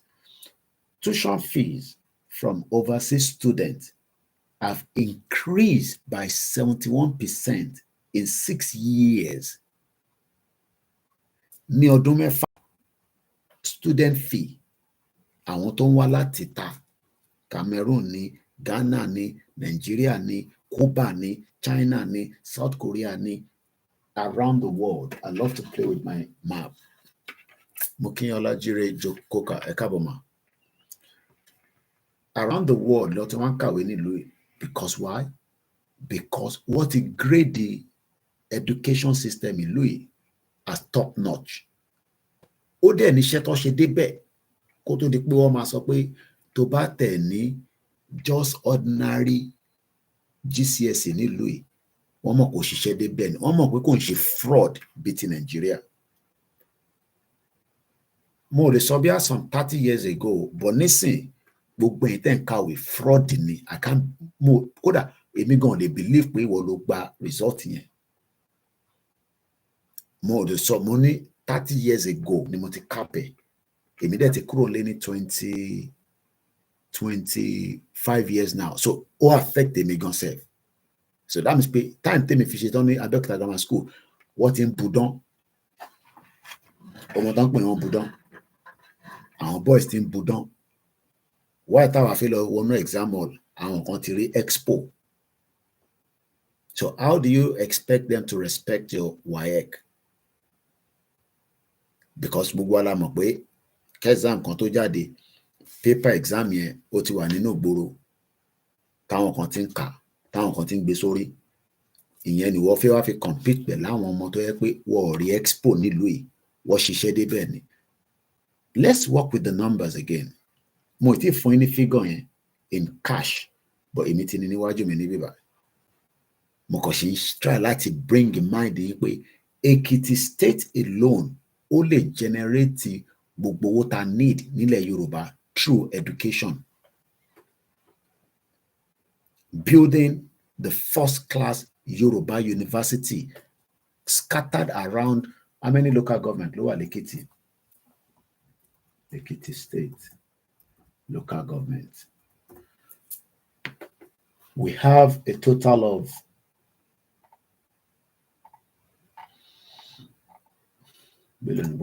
local government here. Let's go back.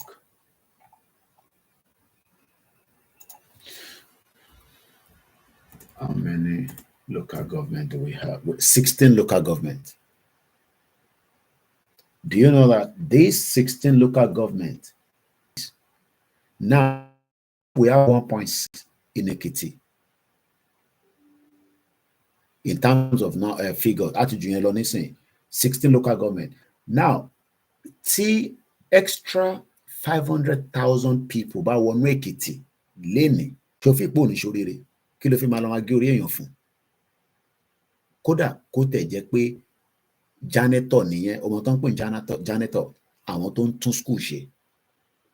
Owó tèmi bá drop àwọn ọmọ mi sí school àárọ̀, bọ̀bọ̀ tó máa ń jẹ́ janitor wọn, ó bẹ́tà ju lecturer yín lọ ní Ekiti State University.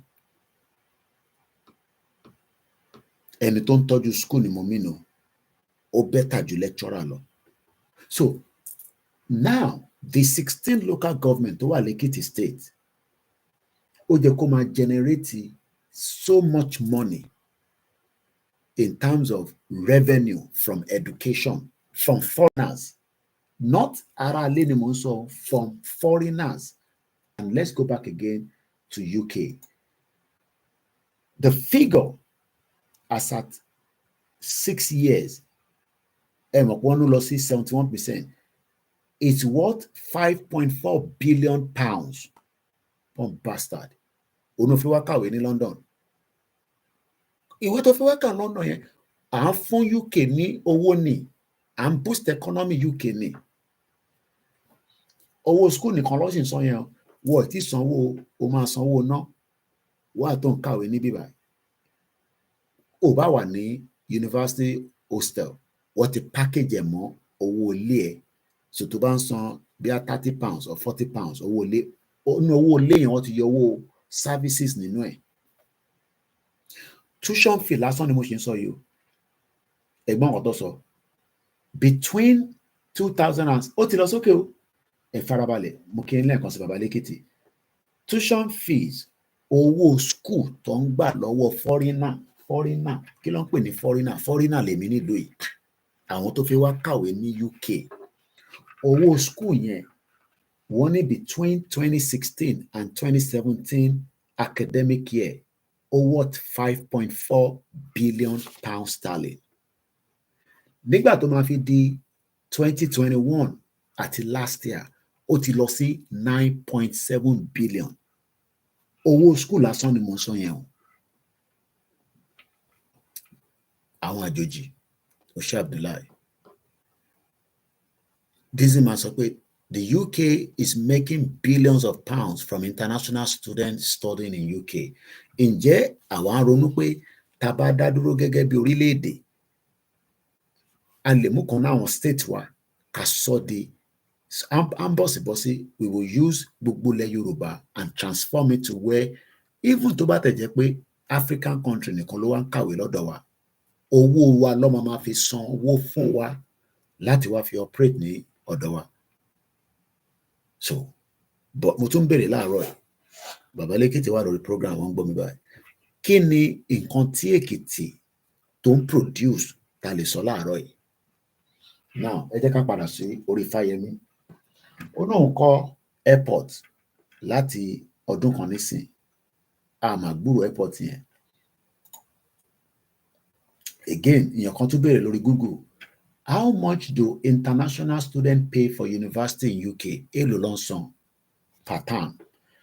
Undergraduate, international tuition fee vary from £11,400 to £38,000. The average cost is estimated to be around £22,000 per year. Jẹ́ wọ́n ṣàlàyé bí owó yẹn ṣe work fún ẹ. O lè máa rò pé owó tó pọ̀ ni, owó tó pọ̀ burúkú ni. Ṣùgbọ́n pé 22,000 tó san yẹn, That is the salary àwa kan nílùú yìí fẹ́ni tó ń ṣiṣẹ́ Monday to Friday 40 hours a week. Ṣùgbọ́n mọ̀ pé owó yẹn kò ká wa, kò tó wá ná. Ìyẹn la ṣe ń ṣiṣẹ́ méjì, because tó bá lọ ṣe láàárọ̀ wà á tún ní extra job kan, àbí kó jẹ́ àwọn ọ̀rọ̀ àwọn ìyá wa tẹ́ pé àwọn máa tún tajà láti fi make revenue. Ìwọ wá fi gbé 22,000 yẹn láti Nàìjíríà, ó fẹ́ wá bíbà torí ó fi kàwé, torí pé kò make sense. That is why we are saying that that country is dead. Nigeria is dead. Tó jẹ́ ká ṣe máa gbé 22,000 pounds equivalent of this, wà wá ṣe, wà dá padà sí bíbà, wà wá jù sínú system kan ní bíbà, ó wá ní kí system yẹn kó má flourish.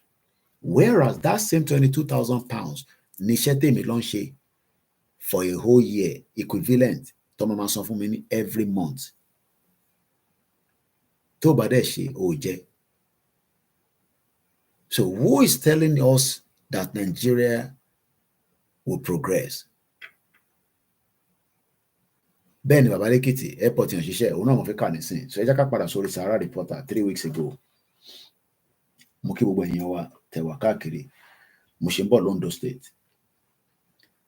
Again, 1 year after the multi-billion naira Ekiti airport that was inaugurated without air control system by former ex-governor Kayode Fayemi, tó pè ní doctor, is yet to commence operation.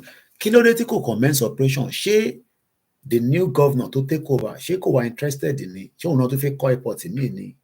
What is the reason tó yẹ pé airport tí wọ́n invest billions kò ṣiṣẹ́?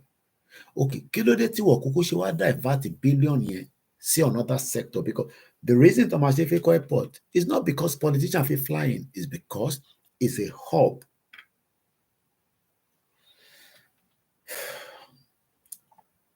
The Ekiti Cargo Airport is yet to commence operation a year after it was inaugurated by former Governor Kayode Fayemi with much fanfare in October 2022. Wá gbàlù, wá raṣọ, wọ́n ní kí olè Sẹ́ríkì Adì tí mo ní Máyégún ṣì ń sọ̀rọ̀ ẹ̀ lánàá tó lọ ra àwọn panápaná tó náà ra ní 14 billion. Òun ló lọ gbé aircraft wá láti Ethiopia tó gbé Nigeria label lé lára tó ní Nigeria aircraft lélẹ̀. Ẹ rántí Sẹ́ríkì Adì, the former aviation minister. Àwọn ọmọ Fúlàní yẹn, àwọn yẹn ti jẹ Nigeria pa. Ṣé àwọn púpọ̀ nínú wọn Arab country ló máa ń gbé tó bá ti sá kúrò Nigeria. Àwọn àlọ́jọ́ kò sí Saudi Arabia. Wọ́n nílé ní Saudi Arabia. Saudi Arabia ló wà. Wọ́n ti ra lé, wọ́n ti fún wọn ní citizenship. Ìwọ tó wá ní Mùsùlùmí Yorùbá nìyẹn. Ìwọ tó wá lọ sí Saudi, o tún kówó lọ síbẹ̀. Ìwọ tó wá ní respect, kò fún ẹ ní respect kankan. Because tó bá fún wọn respect ní kí ló dá 177 Muslim padà láti Saudi Arabia. Wọ́n ní kò sí ọ̀ṣì paperwork kan dáadáa. So ojú ń dùn wọn kó tó gbé wọn kúrò láti Lagos State, láti Kano. Kò flight yẹn gbéra láti Lagos, ó lọ kúrò sí. Kí ló ń lọ kúrò ní Kano? Because kò ní percentage èèyàn tó kó láti Lagos State. So sited along Ado-Ijan Road in Ado-Ekiti, almost close to Afe Babalola University in the state capital, the multi-billion naira cargo airport was awarded to China Civil Engineering Construction Corporated Limited, CCECC, Nigeria by Fayemi in 2019. Bẹ́ẹ̀ni, Nigeria is a business center. Bí bàbá Ekiti ṣe sọ. Now, àwa wá ní nílẹ̀ Yorùbá yẹn náà, ọ̀ ní Nigeria, so a ní àwọn engineer tí Fayemi lè gbé contract yẹn fún pé a fẹ́ kọ́ airport, ẹ bá wa kọ́ airport. Àwa gbé fún Chinese civil engineer. Now, ẹ jẹ́ kí wọ́n sọ àṣírí tó máa ń wà pẹ̀lú àwọn, not all of them, but majority àwọn staff táwọn ilé ń lò tó bá ti kó wá láti China, they are àwọn tó wà ní prison lọ ti release wọn wá. Mo ní bàbá kan tó jẹ́ pé ó ní farm nílẹ̀ Yorùbá lẹ́nìí wọ́n bí ẹ̀dá kò dé fáàmì because security tó wà ń bẹ̀ àwọn tó ń bá ṣiṣẹ́ àwọn prisoner láti China ni but we can't be giving that name because he's a former military guy wọ́n bí ẹ̀dá kò lọ sí fáàmì ẹ̀ Fúlàní ò ní débẹ̀ wọ́n á máa pa ẹ́ dànù ni. This is what is going on in Nigeria. So I'm now asking, only Abu Dhabi just opened another airport. So mo wá bèrè again, kí ni reason tẹ́yìn ṣe wọ́n sọ fún wa pé ká ṣe remain in Nigeria? So káwa máa nọ́ọ̀sì àwọn politicians àtàwọn ọmọ wọn àtàwọn girlfriends wọn àtàwọn cronies wọn káwa máa nọ́ọ̀sì wọn torí pé kí là ń gain nínú Nigeria? The airport is expected to accommodate cargo and passenger services. Ṣé mo tán pè ní cargo? Ẹ jẹ́ n gbé yín lọ sí Istanbul.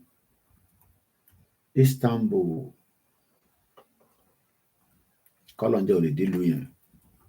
Istanbul Cargo Airport. Istanbul Cargo Port. Istanbul Cargo Airport.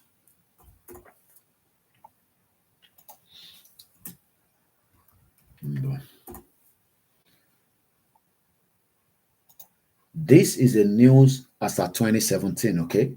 2017 mo fẹ́ sọ̀rọ̀ yìí, and I just Google it and I'm just going with what I'm going to read now.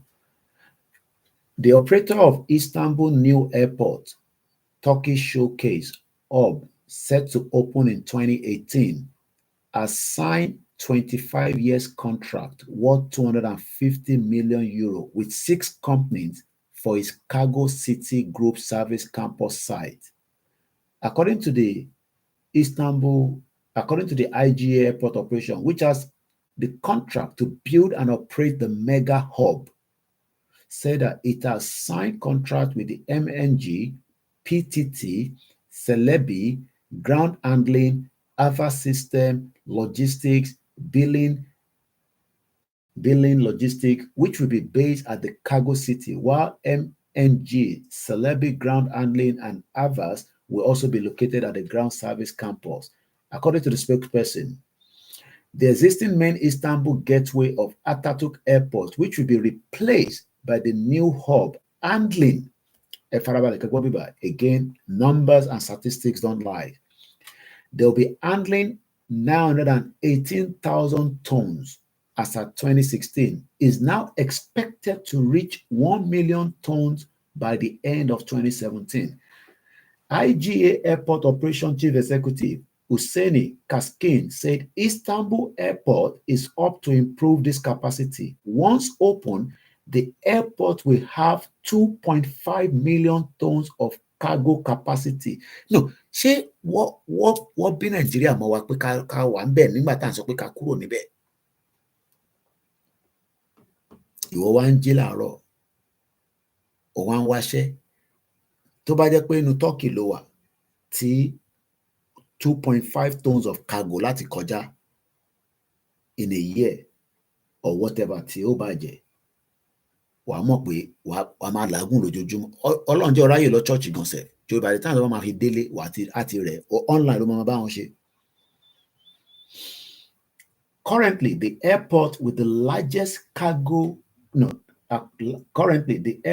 largest global cargo movement is Hong Kong Airport.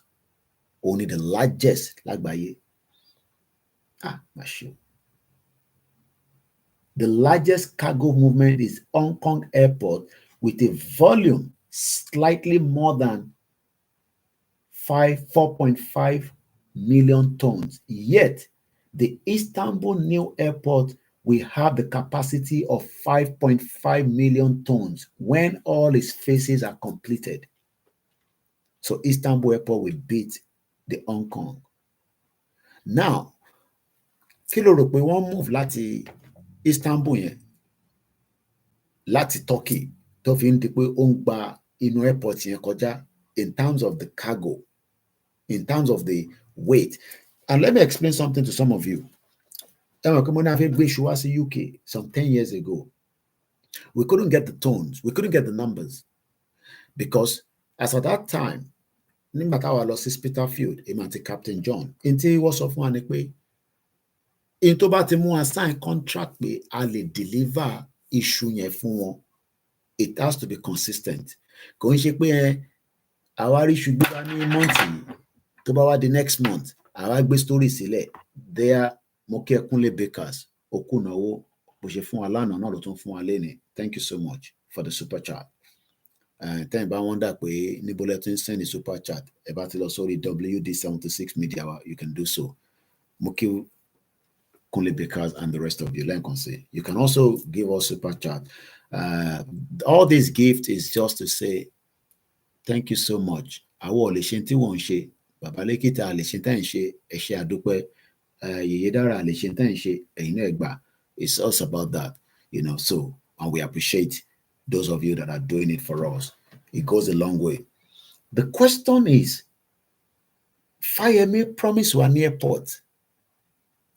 Ṣé mọ̀ pé tó bá yẹ pé à ń produce nǹkan ní Èkìtì, airport yẹn, kódà àwọn gan ló máa wá bí airport yẹn ṣe tètè fi ready. But because Ekiti will produce anything, Ekiti is not producing anything, just like the other states are not producing. Money 5,000 containers tó ń dé sí Nigeria lórí ship, ó ń padà empty, àárín kankan kó sínú ẹ̀ gbà fẹ́ lọ tà níta. And this is why we are saying that we got to take back what belongs to us. Nigeria, bí Bàbá Akíntóyè ṣe sọ, tí mo kọ sílẹ̀, mo gbọ́dọ̀ máa rán yín létí all the time. Nigeria has dragged our people into poverty. Ẹni tó bá busy tó ń ríṣẹ́ ṣe, ó ń ṣiṣẹ́ ní airport, tí ẹni pé kòkò lọ drop ẹrù síbẹ̀, ó ń handle goods, inú farm kan ló wà, ẹ̀ ń produce nǹkan kan, onímọ́tò tó ń gùn, tó yẹ pé car purchase ni, ó ń san díẹ̀díẹ̀, onílé tó ń gbé, tó ń ṣe face my face you, kò bá jẹ́ studio ni torí ò tí bímọ, tó bá dẹ̀ ti bímọ, ó ń gbé ní 2 bedroom, ọmọ ẹ̀ ń lọ sí school, just like báwa náà ṣe ń gbé ní life ní bíbá. Just the simple life. Ìyẹn ni wọ́n máa rí ṣe láti 24 years. How old ni wọ́n nísìn? How long ló fi kó máa take? Tí wọ́n fi expect pé Koikimedia ṣe sùúrù díẹ̀. Okay, bí a torí èmi ti pé 40, ọmọ kékeré ṣì ni wọ́n àbí? O wọ́n ṣẹ̀ bí ẹ lánàá ni. So, o tí feel pé ó jẹ́ kó ti máa gbádùn. O tí feel pé kí ayé ẹ̀ ti tẹ̀síwájú. O wá expect irú àwọn Fáyẹmí, o expect àwọn bàbá Fẹ́nifẹ́re, o expect Bọ̀dé George, o expect Fáyọ̀ṣe. Fáyọ̀ṣe ò lè gbé l'Ékìtì mọ́ nísìn. Victoria Island àbí Banana Island ló máa gbé nísìn. Kò lè gbé láàrin Èkìtì. Tó bá dẹ̀ máa wá lẹ́ǹkan kan, á wá take a video, á lọ jẹun ní bókà, kẹ́lẹ̀ bá máa pọ̀ wọn ọmọ Èkìtì sí lòun náà. They are all liars. Ondo state governor nísìn, òun ti gbé ní Ìbàdàn ló ń gbé ní, èmi mọ̀ bí tí governor gbé nínú state mi, tó dẹ̀ operate state mi, tó bá lè ṣiṣẹ́ yìí, ó ṣe resign. So Ọlọ́run kọ́ ló ń dá wa dúró lórí ìrìn àjò Yorùbá nation. Àwọn olóṣèlú yín, àwọn olóṣèlú wa, àwọn gangan ni the biggest threat tí wọ́n fẹ́ jẹ́ ká lọ. Because I'm looking at all these numbers. Tó bá dé Turkey láàárọ̀ yìí, tí bá lọ sí airport nísìn ní 5 o'clock, flight kan máa ń gbéra in another 1 hour lọ sí Turkey. Ó máa ń kún bámu ni. Bẹ́ẹ̀ni, our forefathers are not Nigeria. Ẹ jẹ́ ká padà síbi tí orísun wa wà. Kí ló difficult nínú yẹn? Like orí olókun, ìyẹn ló ń bí inú.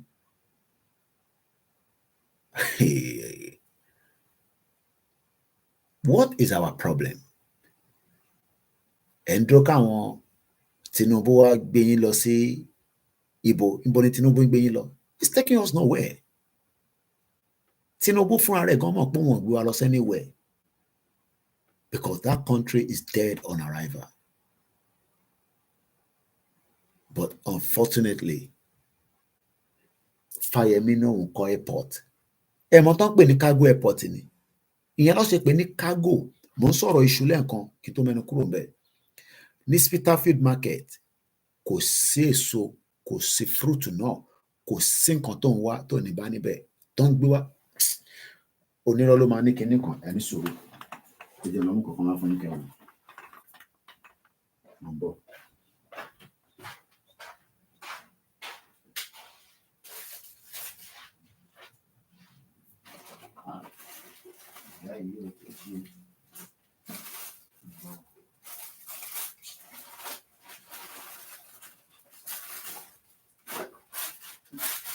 Àwọn ẹ̀rọ lè jó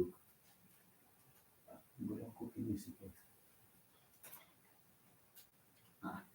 láti jẹ́ gbogbo ìtàn àlójú mi lórí bẹ́ẹ̀. Mo ń bọ̀ ẹ̀yìn lọ́wọ́.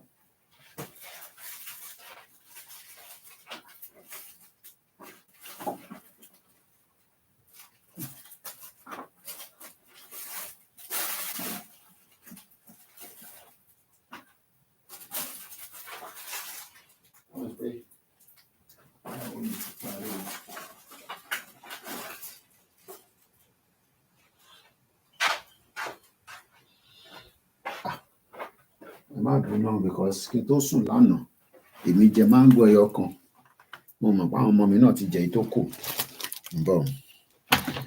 Avocado lélẹ̀ kò ní dá fún gbogbo ẹni tó bá ṣe ní ká keep Nigeria ẹ̀ ní sórí o ogun ló máa pa gbogbo wọn. Avocado lélẹ̀ mango lélẹ̀ because kí n tó sùn lánàá mo rí pé 4 lára èmi jẹ ẹyọ kan mo pa àwọn ọmọ ẹ ti jẹ èyí tó kù. Mango yìí nísìn tó ń wò yìí mango yìí gẹ́ẹ̀sì ibi tó ti wá bó ṣe package ẹ̀ lélẹ̀ 4 lára avocado lélẹ̀ mango yìí ta ló lè gẹ́ẹ̀sì ibi tó ti gbé wá ibi tó ti wá ta ló lè gẹ́ẹ̀sì ìlú tí mango yìí ti wá ó dùn bí mo rí irú ẹ̀ rí béèrè pé ìlú wo ló ti wá lára iṣẹ́ tí cargo airport ń ṣe ni mò ń sọ fún yín o èèyàn máa lè owó àdàbàtà pé à ń bẹ̀yìn fún kan tó máa ṣàǹfààní fẹ́mi àtẹ̀yìn fún kan tó máa láǹfààní fún wa lọ́jọ́ iwájú àti lẹ́nà àti lọ́la ó wá ń ṣiṣẹ́ POS iṣẹ́ POS kọ́ ló yẹ kó máa ṣe ATM ló yẹ kó ṣorí iṣẹ́ POS tó ń ṣe yẹn that is the job of the ATM machine look ATM machine kan wà lẹ́gbẹ̀ẹ́ lé mi báyìí nísìn ìyẹn kan ní India kò tẹ̀ tún ṣe India náà ní mango tó pọ̀ rẹpẹtẹ Brazil ló ti gbé mango yìí wá Brazil aago 5 ṣẹ̀fẹ̀ lọ lù èní Saturday Koikimedia bringing the world closer to your doorstep. Mango sweet and smooth at home storing in the fridge. Variety Kitty KEITT country Brazil kódà ó tún ní code màá take picture yìí nísìn màá gbé sórí social media màá take picture yìí nísìn màá fi sórí social media kẹ́lẹ́ lọ wo dáadáa. Mo ń béèrè pé ṣé kò ń ṣe pé nǹkan kan ti ń ràn pẹ̀lú àwọn ọmọ Yorùbá kan tẹ́ ń sọ pé ká keep Nàìjíríà ṣé ẹ ṣọ́ọ̀pù ẹ normal èmi bí ní o ṣe ṣọ́ọ̀pù ẹ normal ẹ̀yin tẹ̀sí sọ pé ẹ fẹ́ Nàìjíríà ni mo bá sọ̀rọ̀ kò ń ṣàwátà ti accept pé ìlú burúkú ni ó ti deprive wa of who we are. Mango lélẹ̀ òun tó ní code ọmọ reason tó ṣe ní code ọmọ pé mi ti jẹ mango yìí nísìn God forbid inú kan wá mú mi nísìn kí ni mo wá jẹ báyìí mo wá gbé mi dé hospital nìkan ló lè ṣe test ó lè ní kí n lọ yàgbẹ́ kí n mú gbẹ́ yẹn wá test ìgbẹ́ yẹn wàá dẹ̀ detect oúnjẹ tí mo jẹ wá ní mango ni mo jẹ mango kẹ doctor wa bi mí pé Mr. Koiki did you add any fruit normally wọ́n máa ti kọ́kọ́ bẹ gbogbo oúnjẹ tó jẹ tó bá dé hospital Tinubu bá mú ẹ wọ́n máa ṣe assessment tó bá ti wá ṣe test yẹn tán true ó lè jẹ́ gbẹ́ àbúrò rẹ̀ bàtọ́ bá yọ lára yàn wàá dẹ̀ sọ fún ẹ pé o jẹ mango ìwà ni yeah but mango yeah. Where did you buy the mango from? Mo ti sọ pépà inú màá wá ní mo rà ní local store mi wà kọ́kọ́ padà lọ sí store yẹn ọmọ reason tó ṣe máa tracy this is the problem ta ní pẹ̀lẹ́yìn farmers ní Nàìjíríà èmi àti Captain John wọ́n pè kíní yẹn ní mo fi rántí bí Captain John ṣe máa ń sọ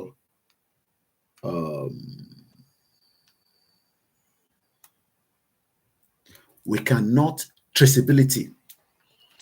Ọmọ bá ṣe máa trace mango yìí nísìn ibi tó farm tó ti wá gangan sórí code yìí nísìn ó ní TR code 668722 lot number L4505 ó tún ní another code kan SC2080 ó tún ní another one FW2 2 pieces.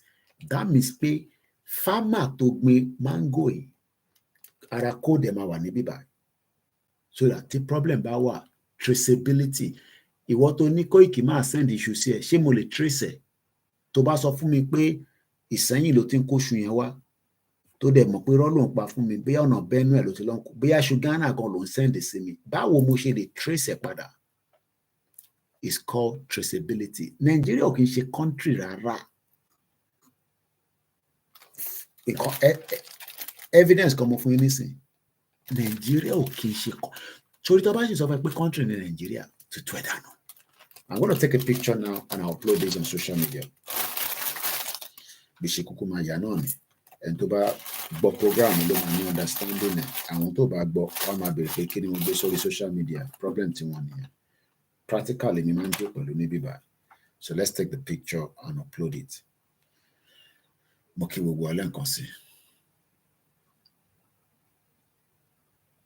so kí wọn náà lọ wò tó bá ti dé orí social media kó zoom ẹ̀ dáadáa gbogbo tí mo kà fún ẹ tó bá jẹ́ rọ́ ni tó bá ti rí mi níta kò nà mí lẹ́gbàá.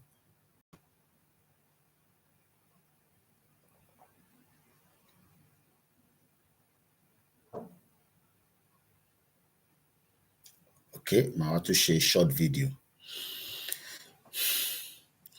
Tá bá ń sọ fún àwọn èèyàn wa pé Nàìjíríà ìlú òṣì ìlú tó ti bá ti yàn jẹ mango yìí nísìn tẹ́ ń wò yìí mango yìí àti parí ẹ̀ mo ti jẹ́ sórí empty ni sórí wá sọ pé mango now sórí ibi tó ti wá wọ́n pè bẹ́ẹ̀ ní Brazil ibẹ̀ ló ti gbé wá country ṣé wọn náà rí ìwọ̀n mọ̀ náà wọ́n sì yẹn Brazil ṣé ilẹ̀ Yorùbá kò lè produce mango tí a máa fi ránṣẹ́ wá sí UK ṣó mọ distance Brazil sí ìlú yìí tá bá ń sọ fún yín pé Nigeria is a shit hole country èní ní 18/11/2023 a ṣì wà lórí live program aago 5:30 ní London Koikimedia máa upload ilé nísìn bomb bastard ní ẹwọ tó ń sọ pé ká keep Nigeria ẹni tẹ́ bá fẹ́ pè wọlé máa ṣojú òpó kí ẹ̀yin náà láǹfààní láti pè aago 5 ṣe lò ní ẹja post yẹn sórí social media kẹ́ ẹ lọ máa wò níbẹ̀ tá bá sọ fún yín pé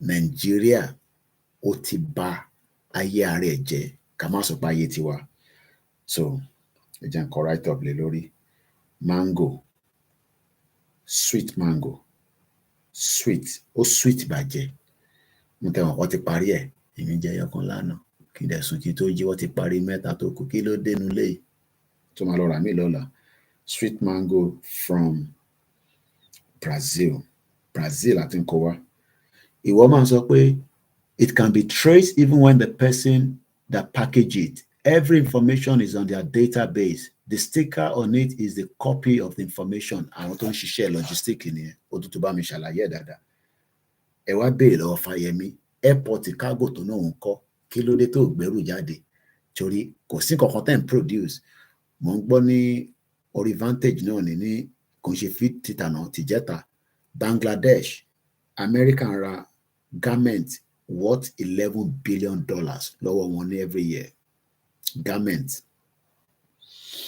tó bá yá we will all ask that we exit Nigeria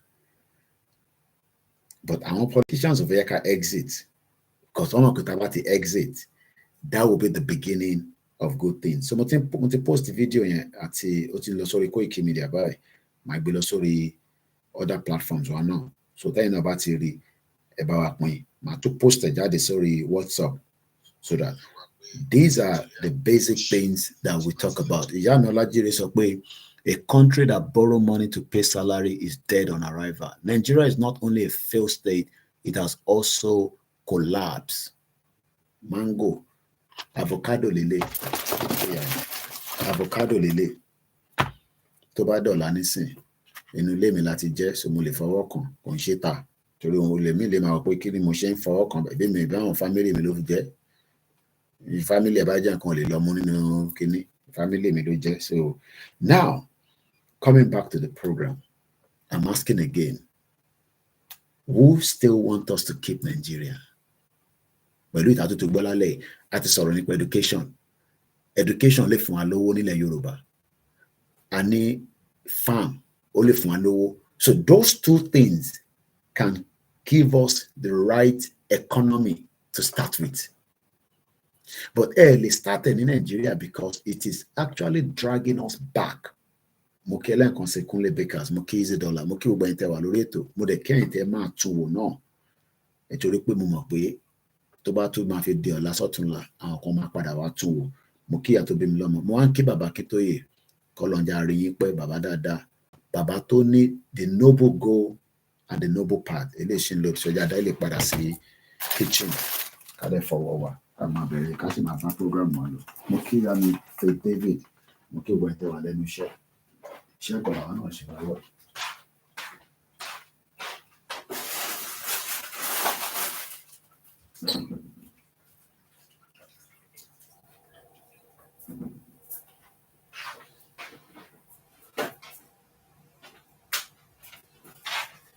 Mo kí wa lẹ́ẹ̀kan sí pé a kó ṣe takuntakun. Bisikíìtì ni mo jẹ kù lánàá. Mo láìkẹ̀ ṣòrí. Tàbá lọ wo ọbọlọ́ tí produce eléyìí náà nísìn. Rate biscuit. Àwọn ló ń produce eléyìí. UK and Ireland nọ́mbà tó lè pè. Níbo ló ti ń produce ni mo fẹ́ mọ̀. Suitable for vegetarian yẹn kọ́ mo fẹ́. Níbo lẹ ti ń produce ẹ̀. Ó pé Ireland ló ti ń produce eléyìí. Ó pé Ireland. Crackers ni. I love that biscuit so much. Wọ́n gbádùn. Wọ́n lọ lẹ́nu tòrótòrò ni. Ní tó ń jẹ́ ká máa dán náà nìyẹn. Wọ́n tẹ́ sọ bí tó ti ń produce ẹ̀. Bọ́dà pé UK ni. Kí ló fi ń produce ẹ̀? Wheat. Níbo ni wheat ti ń wá? Ukraine. Àwọn lọ́ni tó pọ̀ jù àti Russia. Because soil tí wọn is very good. Okay, kí ni ẹ ti post. So ẹ jẹ́ ká gbé lọ sórí other places náà. Ẹ jẹ́ ká lọ. Ẹ jẹ́ kọ́kọ́ jù sí inú group. Tí bá ti jù sí inú group, a lè travel káàkiri. Lẹ́ẹ̀kan sí, mo kí gbogbo wa. Ẹni tó bá fẹ́ pè, a máa ṣe ojú òpó náà. Tí ẹ̀yin tẹ́ bá fẹ́ bá wa dá sí. A ṣe ń bá ètò yẹn lọ. A ṣẹ̀ṣẹ̀ 1 hour 38 minutes ni. Mo kí gbogbo wa lẹ́ẹ̀kan sí pé kò ní sú wa, kò ní rẹ̀ wá. Ìjáyà kí ló sẹ́ndì wa. Ohun yẹn nìyẹn. Up Yoruba Nation. Ẹ jẹ́ a gbọ́ ìjáyà. Up Yoruba Nation. Up Yoruba Nation. Mo ì tí gbọ́ tẹ́lẹ̀ o, so ẹ̀dẹ̀ ọ̀pọ̀ ọ̀rọ̀ ìjáyà kò sí nǹkan tó kì í sọ ní tiẹ̀. Àgbọ́n mi dáadáa ni. So àjọ máa gbọ́ ni. Mo ṣe gbọ́wọ́ lé ni. But I know when he send me audio like that, it's for the benefit of Yoruba Nation. Ẹ jẹ́ ká gbọ́ ìjáyà kí mi náà fi slow down voice mi there. Nation. No going back. Bẹ́ẹ̀ni. Ẹ má bínú. Kò sí nǹkan tí mo fẹ́ post yẹn ló delay. So tí bá ti kàn fẹ́ forward ẹ̀ síta èyí tí mo post mo ṣe nísìn.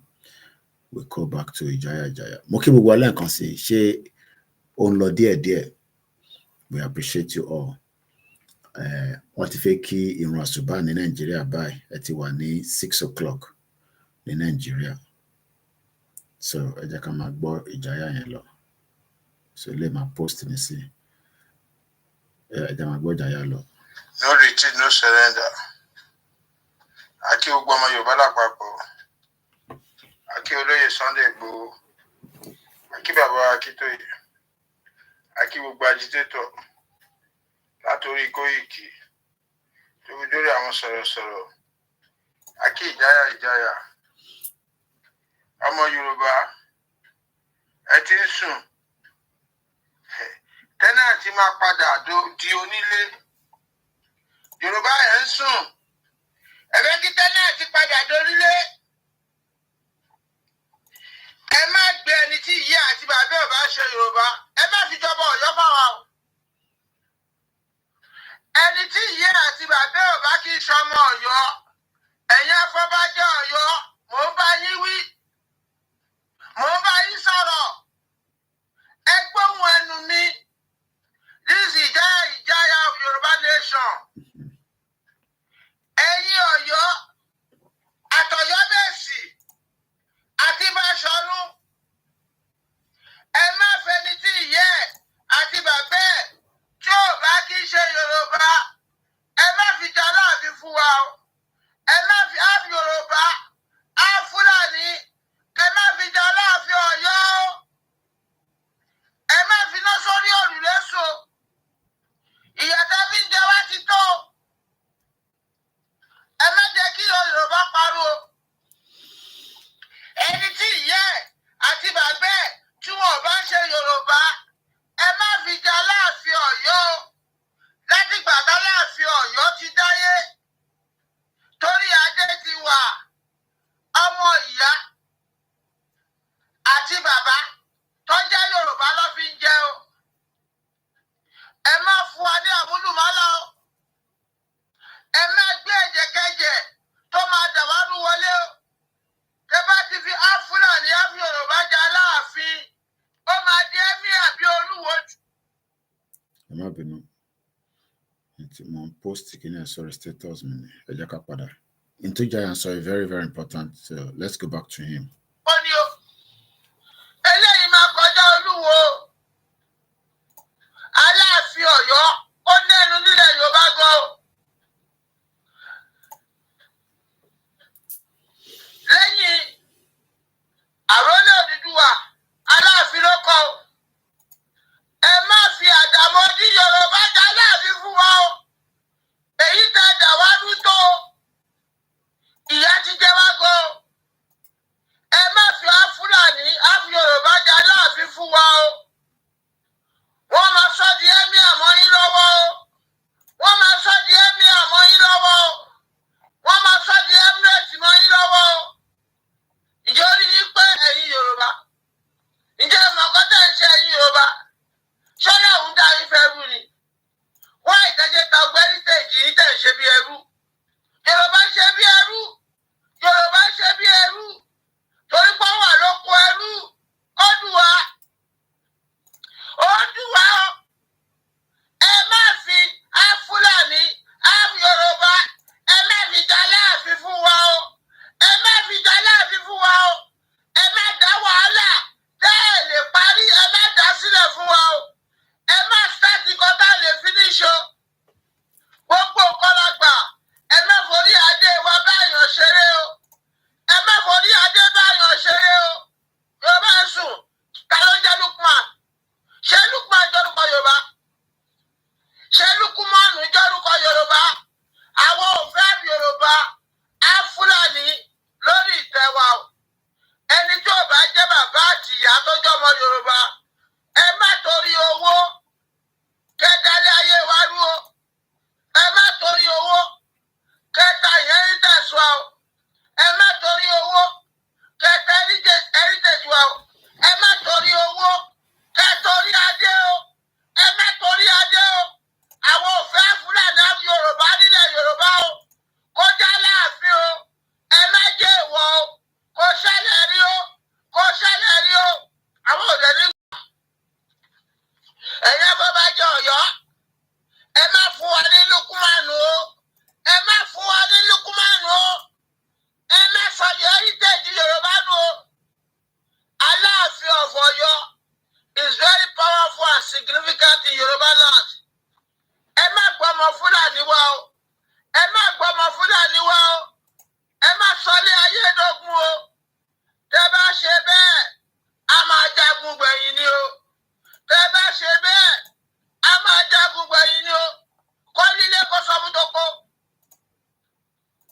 kéèrè oko kó sọ fún tilé o ẹ má fi Lukman jọba láwa lórí o ẹ má fi áf Fúlàní áf Yorùbá jọba fún wa o èmi ló kọ́ kì í ṣe Yorùbá o má nìyẹn ṣe Yorùbá o ṣe bá sọ fún yín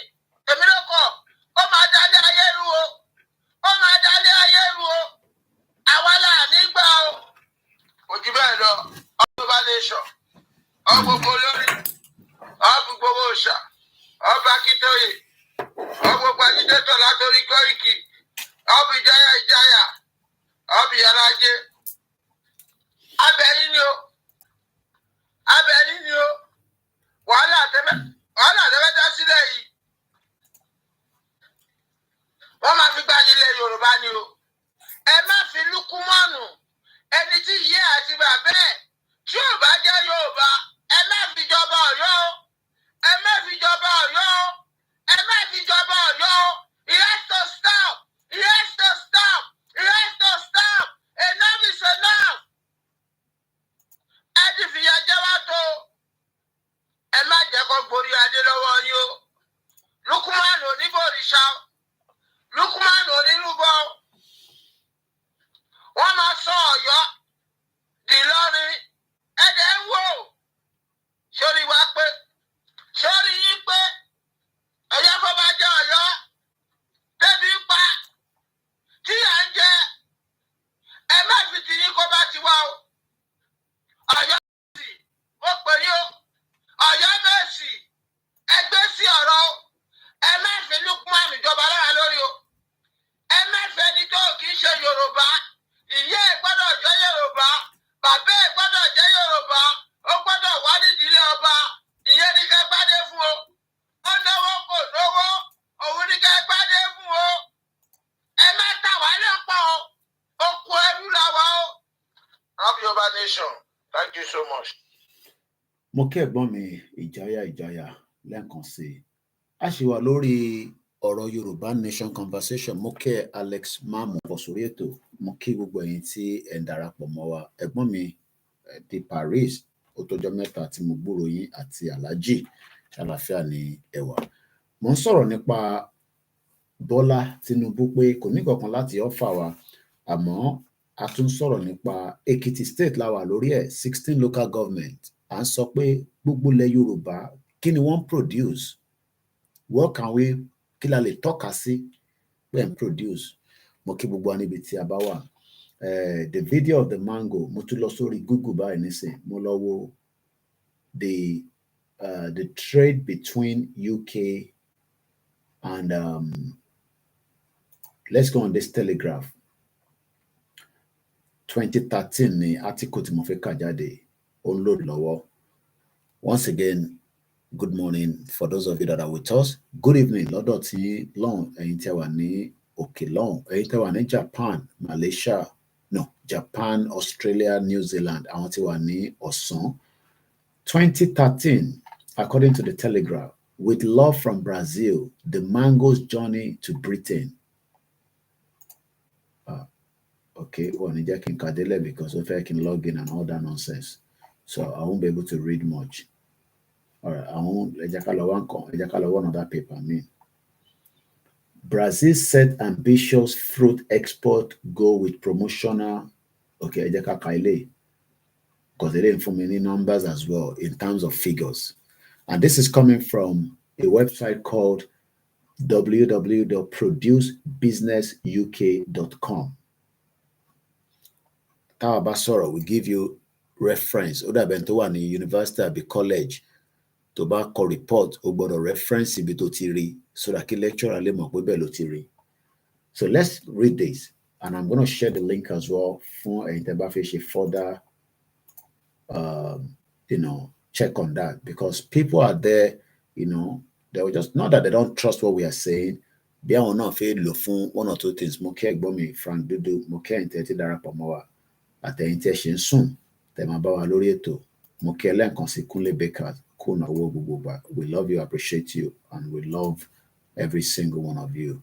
Moki Mr. Oyeyemi Ola, Mr. Jimmy Joshua Moki Afunke Lajele Nkansi, ẹ̀yin tẹ́ wà ní US, ẹ máa ti fẹ́ múra láti lọ sùn. Àwa tá wà ní UK, àwa ṣe ń dìde lórí bed. Ẹ̀yin tẹ́ wà Nàìjíríà, ẹ̀yin ti wà ní gear 4 because ẹ ti wà nínú títì tẹ́ ti ń wá bẹ́ ṣe máa jẹ bẹ́ ṣe máa mu. But one thing is, ilẹ̀ Yorùbá is not helping any economy of our people.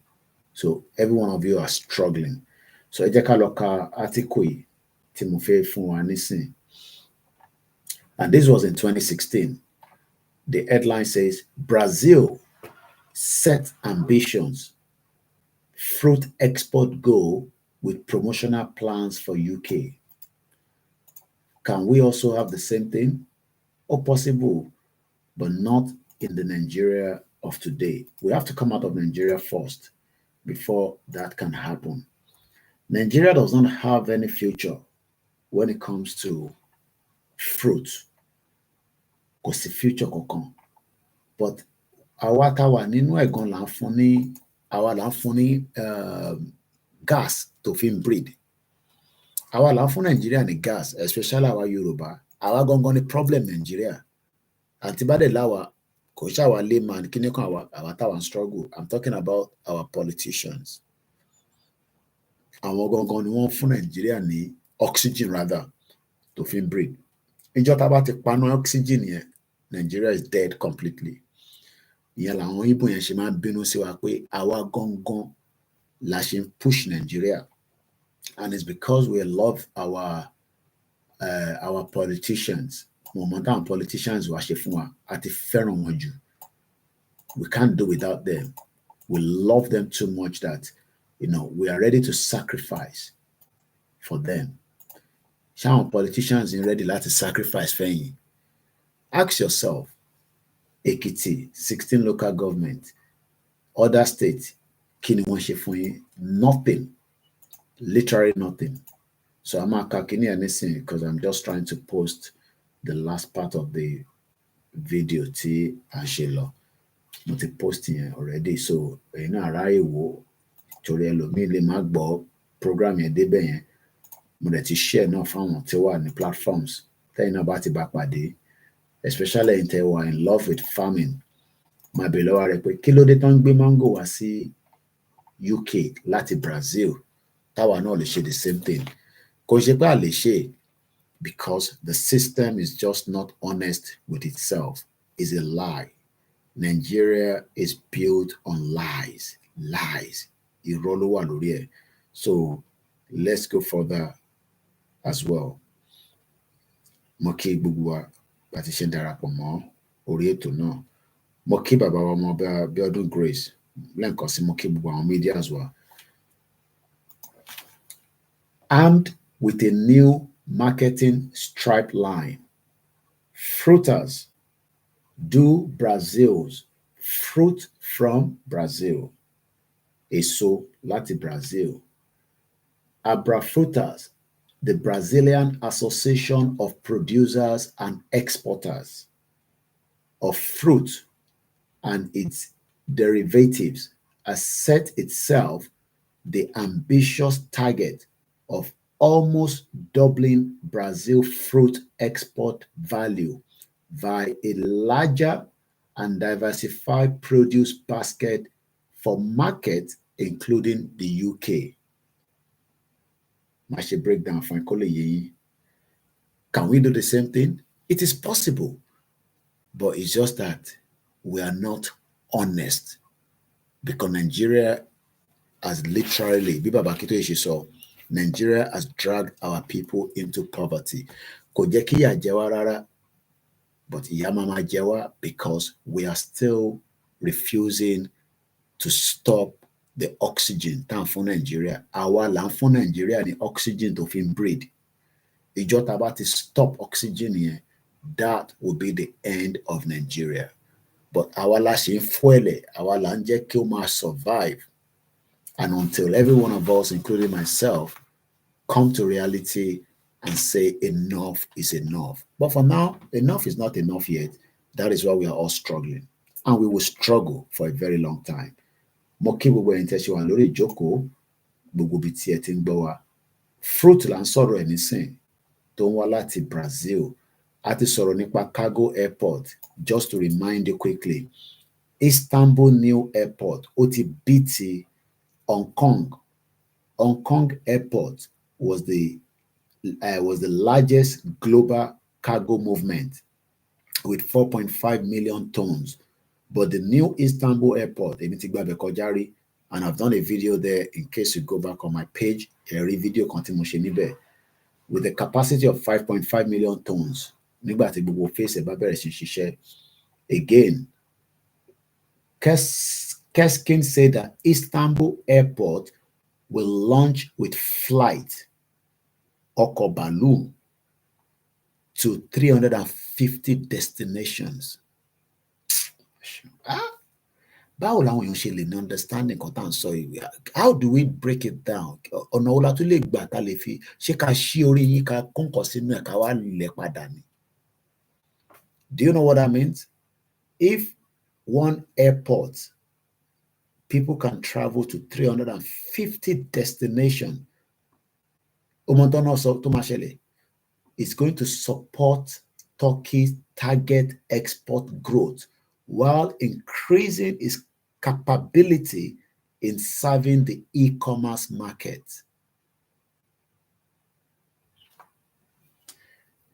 I don't think you understand what I'm saying there. Istanbul Airport, you can travel to 350 destinations around the world from there. Do you think that we can get to that level in Nigeria within the next 60 years?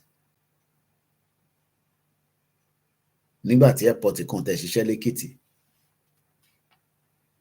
it's all lies. They just create project and project and project that they know that it is lies. Ogun State now share the same thing. We will see the end of it. I hope it completes it. Thank you so much. This is my 123. I hope that Abiodun complete full operational of the cargo airport as he promised. The rhetorics of the politicians are just too much. It's all about the rhetorics. Lies upon lies upon lies. And our people believe such lies. And the reason why they believe such lies is because that is the only thing they've been told for a very long time. So they are now seeing people like us as our problem. Our life create a problem. And I'm asking myself, how? How do we want to create the problem? Gbogbo àjọ wà nínú problem yìí tẹ́lẹ̀ ní anyway. Bàbá Akíntóyè sọ fún wa pé there's another noble goal and the noble path, which is Yoruba nation. Oh, if you run an election for 4 years, election tayin, election kẹfìbọn para yín, ṣé wọ́n fìbọn para wọn ní Europe? Bó fẹ́ ṣe election kẹ lọ ṣàgùn síra yín torí pé fẹ́ ṣe politics. Ẹlòmíì ti wọnú oríṣiríṣi ẹgbẹ́ oríṣiríṣi torí ó fẹ́ ṣe politics. Ẹlòmíì tẹ̀rọ pé inú politics nìkan lówó wà. Do you know what people will be making out of Moki Yawa Motosho Laumekaro? Happy weekend to every one of us. Agoman Rabolosha alone in London. You're 1 hour ahead of us in Nigeria. So let me call share airport can lose 350 destination. Do you know the amount of people that have to walk there? In and outside the airport. And I'll give you an example.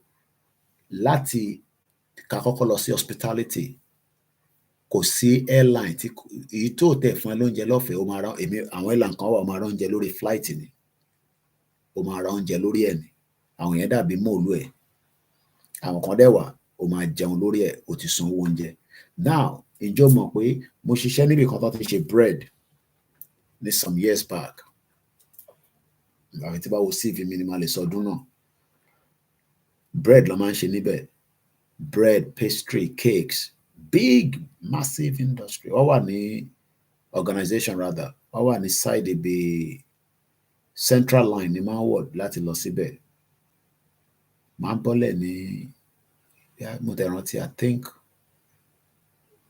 borí central line sani máa ti ń bọ́lẹ̀ 6 o'clock láàárọ̀ ni máa ń resume 6 in the morning. Kí lèmi máa ń ṣe nígbà yẹn? We just prepare the dough. Ọmọ tán pè ní dough tó fi ń ṣe bread yẹn. A máa prepare. Then we bake the bread. I didn't spend much time with them, you know. I moved on again, as usual. I think I did about 3 months. Not to sue me. But Kinto Law, they got a contract with BA.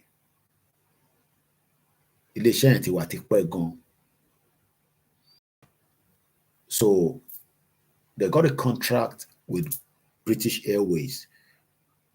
British Airways, just like this destination, British Airways travel to different countries. So you can now fly to one country.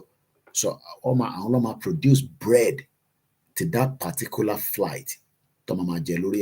So they kept testing and testing. No matter she bread in your fun gbogbo wa ka jẹ, báwo ló ṣe rí lẹ́nu, ṣó wà tasty, kìnìkan, you know. That is one organization to make owó by supplying bread tí wọ́n máa jẹ lórí flight.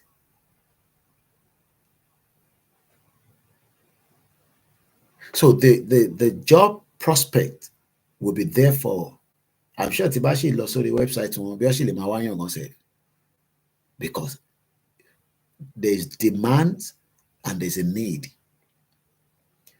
There's demand nílẹ̀ Yoruba for so many things. We need a lot of things from Nigeria if it was a working country. Okay, I just find another example. I love practical, and I use my house for that practical.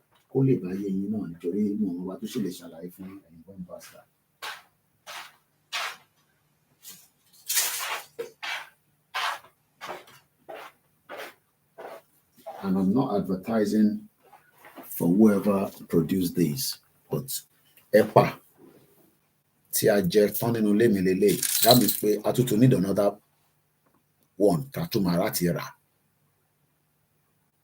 EPA, I'm not advertising for whoever is producing this, but now, nígbà tí mo ti jẹ̀pà yìí tán nísìn, mo tún need another one because demand nìyẹn. But ṣé àwọn tó lè bá mi execute ẹ̀ ṣé wọ́n wà? That means there's a business opportunity in everything.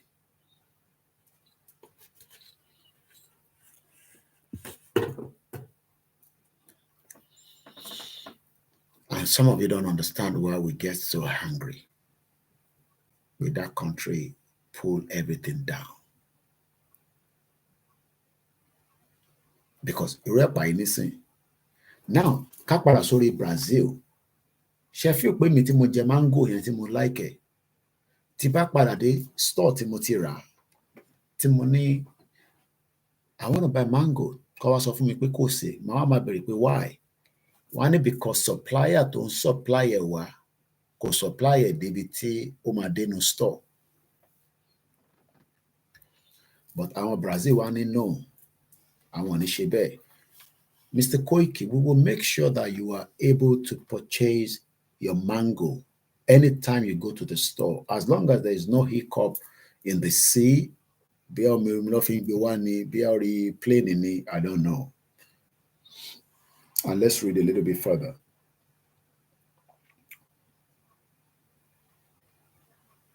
According to the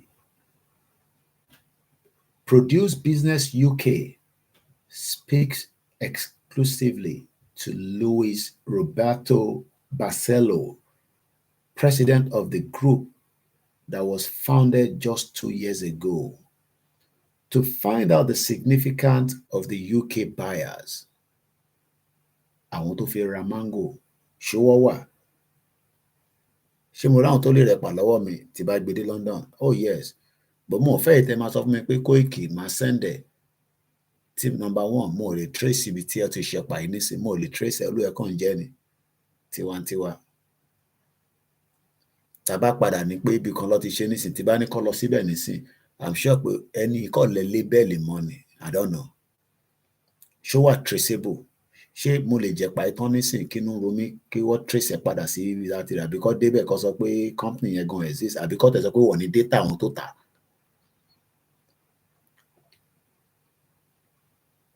There's just too many nonsense that has gone wrong in that country. And the only reason we can pull out now is so that we can start afresh.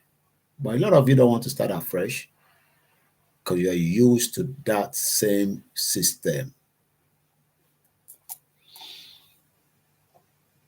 Brazil is one of the world's biggest fruit growers.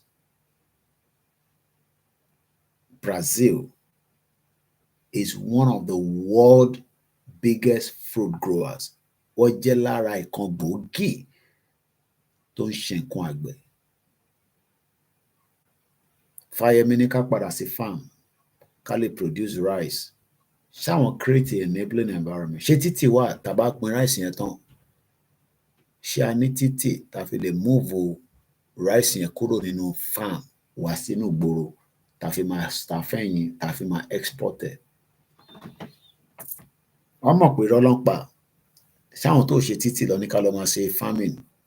Òkè táwa bá lọ ṣe farming ṣáwọn bá wa ṣe títì tá a máa fi mo wo Máyégún lánàá bí ṣe sọ trailer kan tẹ bá rí inch tó fi wọnú ilẹ̀ deep yẹn is more than 8 foot. Bó ṣe ṣe wọnú ẹ̀ kò yé mi mud wà ní gbogbo ààrẹ Ọlọ́run mọ bó ṣe máa pull it out. Wọ́n náà ti wà àwọn drivers yẹn náà ti wà níbẹ̀ for 7 days lójú títì. So these are not serious politicians. Kaimani gbogbo wọn. Wọ́n kàn take advantage pé everybody wanted to go back to democracy after the military era. So they took advantage. Gbogbo wọn dé ní 1999. Wọ́n bára wọn jà níbi Ọbásanjọ́ bá Tinubu jà kò fún láyè lẹ́kọ̀ọ́. Àwọn ọmọ Lagos bá like Tinubu rẹpẹtẹ. Ilé ṣe tiẹ̀, òun ṣe tiẹ̀. Eventually, it's all lies. 23 years down the line, after democracy, you ask yourself, what has been the changes to human capacity, human productivity? What has been the changes? Nothing. I mean, probably maybe 1 or 2 changes there and there, but in a large scale, kò síjọ́ tó bá lọ Nàìjíríà fáwa o táwa bá dé a máa ń wonder pé ṣé nǹkan kan ò change nílùú yìí ni? But fẹ́ni tó wà nílé ẹ̀yin máa rí pé yes, okay, bí a changes díẹ̀ wà, but not in a rapid growth. So let's go back again. Brazil is one of the world's biggest. We have just about an hour. October maybe 6, we end the program. So we have probably just 20 minutes. Brazil is one of the world's biggest fruit growers. Yet, we export less than 39% of our production, with the exemption of melons, which is more like 50 to 60%. Explain Basilo. Àwọn tó ń bínú pé àwọn jẹ́ lára àwọn gbòógì growers, but àwọn fúnra wọn gan wọ́n push ọjà wọn síta. Àwọn ọ̀tẹ̀ tí ṣe ìta máa jẹ because the reason táwọn èèyàn ṣe ń sọ pé bí ń pa ni pé that means pé we are not yet food sufficient in Nigeria. Nigeria is not food sufficient because we don't have enough to feed ourselves. Talk less of export. So tí lè sọ̀rọ̀ export in Nigeria until Nigerians also can eat 3 square meal and we are food sufficient, food security. Kí ló dé tá ṣe ní food security? Ìyẹn làwọn terrorists tó ń penetrate wa tó ń pè wọ́n ní Fulani herders. Until we are able to first have food sufficient and food security, if you don't have that, then the country is dead. According to the founding partner and the director of Brazil's leading melon supplier, Agricola Famosa, and the chairman of COAS, the Brazilian Melon Exporter Association, Brazil is very good at producing, but not as good as trading, except for products like melons, grain, and soya beans. The average producer is more concerned with internal affairs than external markets. Kí ló ń pè ní internal? Internal ni tí wọ́n máa tà sínú ilé within àwa ara wa. Ó yá ìyàwó mi lọ́wọ́ ẹ bá lọ rẹ̀ wá ká jẹ́. Òkè tẹ́yìn bá ti jẹ wà tẹ́wọ̀ okay ó yẹ kẹ́ lè export it because àwa táwa ń ta náà fi jẹ́ wa. Good morning, Mr. Sean Lawal. Àlàáfíà ni mo wà. Someone from Nigeria, Lagos, Maryland. Báwo ni Maryland?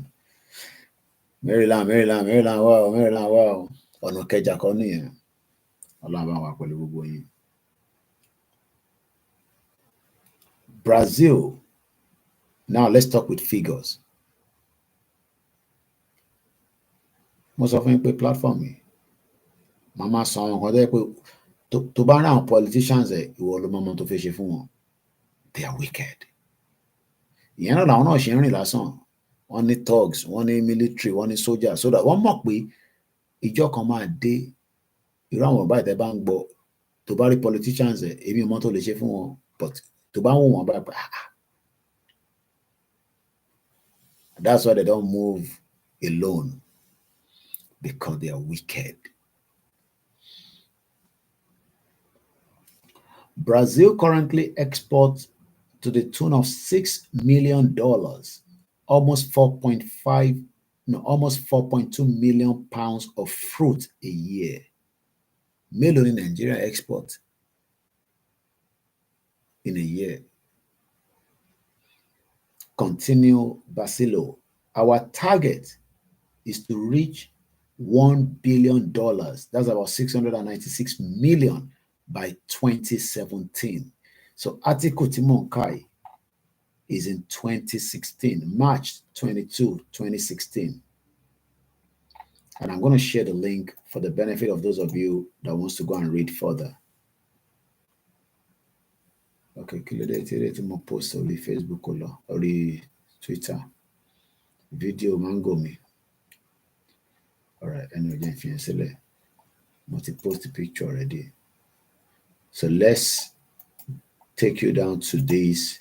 So I'm going to share that on Twitter or X Space. Reason why we still say Twitter because Tabani X Elumile understand what Twitter mean. So if you go on my X Space now, you will find it there. The battle also the community Milori YouTube. You'll find it there. The battle also the Koikimedia.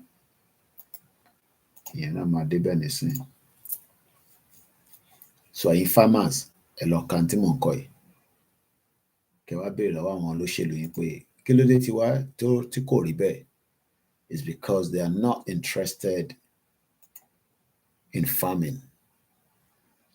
They prefer for you to have rice, import, turkey, import, everything, kashama imported, or preferring.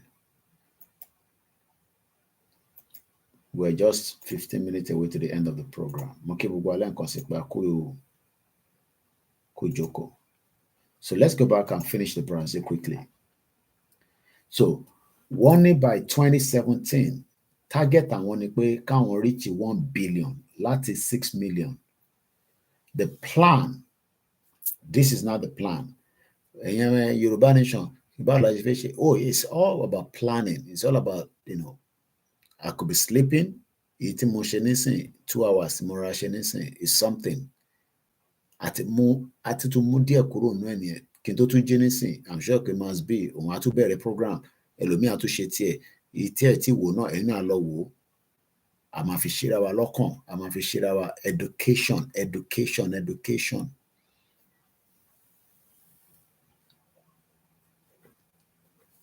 The plan is to increase our export volume by 30%. Can Nigeria increase their export value by 2024 with this new administration? I'm asking. Fẹ́yìn Emilokan ẹ̀yin Àgbàdo family. Ṣé President Bola Tinubu lè increase the export volume rather by 30%? Do you know what that means? If that happened, that means ẹ̀yin tẹ́ ẹ̀ ní ká send owó sí yín. And you need to send the worst thing because you'll be making money as well. But for that to happen, you need a system that works. Can Tinubu fix the system in the next 4 years? It's up to him. That's not my problem. He become a president. So let him deal with the problem. And what are the problems? You can name them from now. You will get millions of problems that is wrong in Nigeria. Nigeria has millions of problems. It will take decades and decades to even solve one problem in your street. Street lásán gan sef to solve the problem on your street. But Koiki ṣé tá bá wá gba country ṣé yẹn máa wá solve problem? Oh yes, because a new constitution will be drafted, and that constitution will be for we the people that are Yorubas, and whoever wants to live with us would have to abide by that new constitution. What can Tinubu do with the 1999 constitution? Is he going to pull it down? Do we have the numbers in the Senate? Do we have the numbers in the House?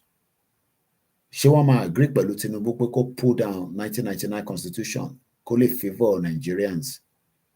I don't think so. So again, Tinubu will just be doing amendment. Ó ti travel lọ sí Germany nísìn. Ó ṣẹ̀dé láti Guinea Bissau. Ó ti sá lọ sí Germany. Ó ṣẹ̀dé láti Saudi. Ó gbàbẹ̀ lọ sí Guinea Bissau. Wọ́n ṣe independent. Is already in Germany tó bá ti débẹ̀ lánàá. Because Germany ò jì sí Nigeria. Tó bá dẹ̀ máa jì náà tó bá máa fi di àárọ̀ yìí. The Air Force, the Nigerian Air Force will land in Germany. I don't know kí ló lọ ṣe in Germany. Wọ́n náà lọ ṣe business summit. Again, by 2017, they plan to increase their export volume by 30%. Brazil has the potential to become one of the most important fruit supplier in the world. Can Nigeria become the food supplier in the world? We must be able to feed ourselves before we can talk about supplying to the world. Which part of the world do you want to supply to? Because you are all still hungry. I am hungry. So where are we going to supply to when our people cannot eat 3 square meals? Every day people are crying, the cost of living. Indeed, Brazil has a huge food production capacity for many food products, including fruit, according to Abra Fruiters. What is important for the group, however, is that the country succeed in satisfying demand without damaging the environmental. Can we have demands of Epalason? Ṣé lè bá mi send ẹ̀pà lọ sí France in large quantity? Tó ń ṣe ìtẹ́kọ̀ máa ṣe package mélòó kan tó máa di next month máa ní mo need the same amount. Ẹ máa sọ fún mi pé Mr. Koiki àwọn tó ń supply ẹ̀pà láti north Fúlàní ti pa gbogbo wọn dànù àbí bòròrò. Why are we living in denial? What is our problem? Why are we finding it difficult to pull out now? Is because some of you are part of the oxygen to feed in Nigeria. And if you listen to anybody from abroad, don't pray Nigeria will be okay. So thank you so much. Maybe you want to come down and let us live inside it together. And let me just complete back again to the Ekiti airport. The airport is expected to accommodate cargo and passenger services, according to Dr. Fayemi, that lied. Okparo fún àwọn ọmọ Ekiti, Okparo fún Nigerians, òun àti Seriki Ade, àwọn criminals, that we are going to produce cargo airport for Ekiti people. Àwọn Ekiti tí wọ́n produce nǹkankan lọ lọ Chicago airport. I mean, ṣe better money kan tẹ́ fẹ́ produce kẹ́ máa lọ Chicago airport. Owó tẹ́ kọ́ fi ṣe títì, kọ́kọ́ fi develop onúlù on launch. Because mọ̀ pé cargo airport ìyẹn máa consume owó tó pọ̀. Fáyẹmí ti lọ nísìn, ó ti jẹun tó máa jẹ, ó tún gbé fún Oyèbánjí wo project yẹn pé show what can continue àbí kémi náà ṣe kí n abandon ẹ̀. Ẹ lọ síbẹ̀ nísìn, igbó ti ń wù ní gbogbo ibi tó pè ní cargo airport. Ṣé bẹ́ẹ̀ ṣe fẹ́ continue life náà nìyẹn? He also described the airport as a dream come true for Ekiti people.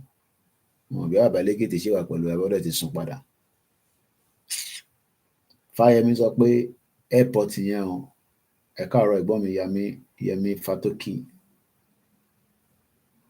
You're welcome to the program. A ti fẹ́ parí ètò. About 10 minutes to the end of the program. A ti bẹ̀rẹ̀ láti almost 2 hours, 20 minutes ago. The lies, the rhetorics, Nigerians are used to that now. So they are finding it difficult to believe what we are saying because we have now become the enemy to many of you. We have become the stumbling block. And just to remind you again that the UK tuition fee from overseas students around the world as at 2021-2022 is worth 9.7 billion. Ondo State could give us similar to that in education. Any of the Yoruba state can do that. I'm asking again before we go. What are we getting out from our state as of today? An average international student spends £22,000 per year. That is a huge amount of money. Fẹ́ni wá láti Nigeria, tó dẹ̀ wá láti poor background.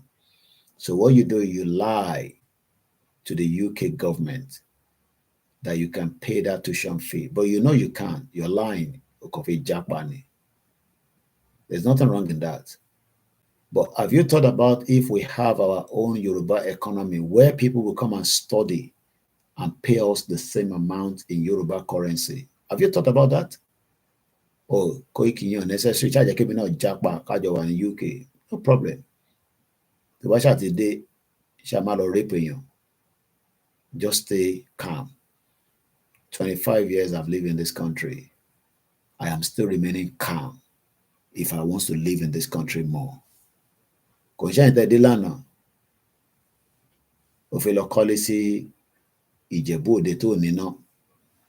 better start thinking about surviving here first before you think about home.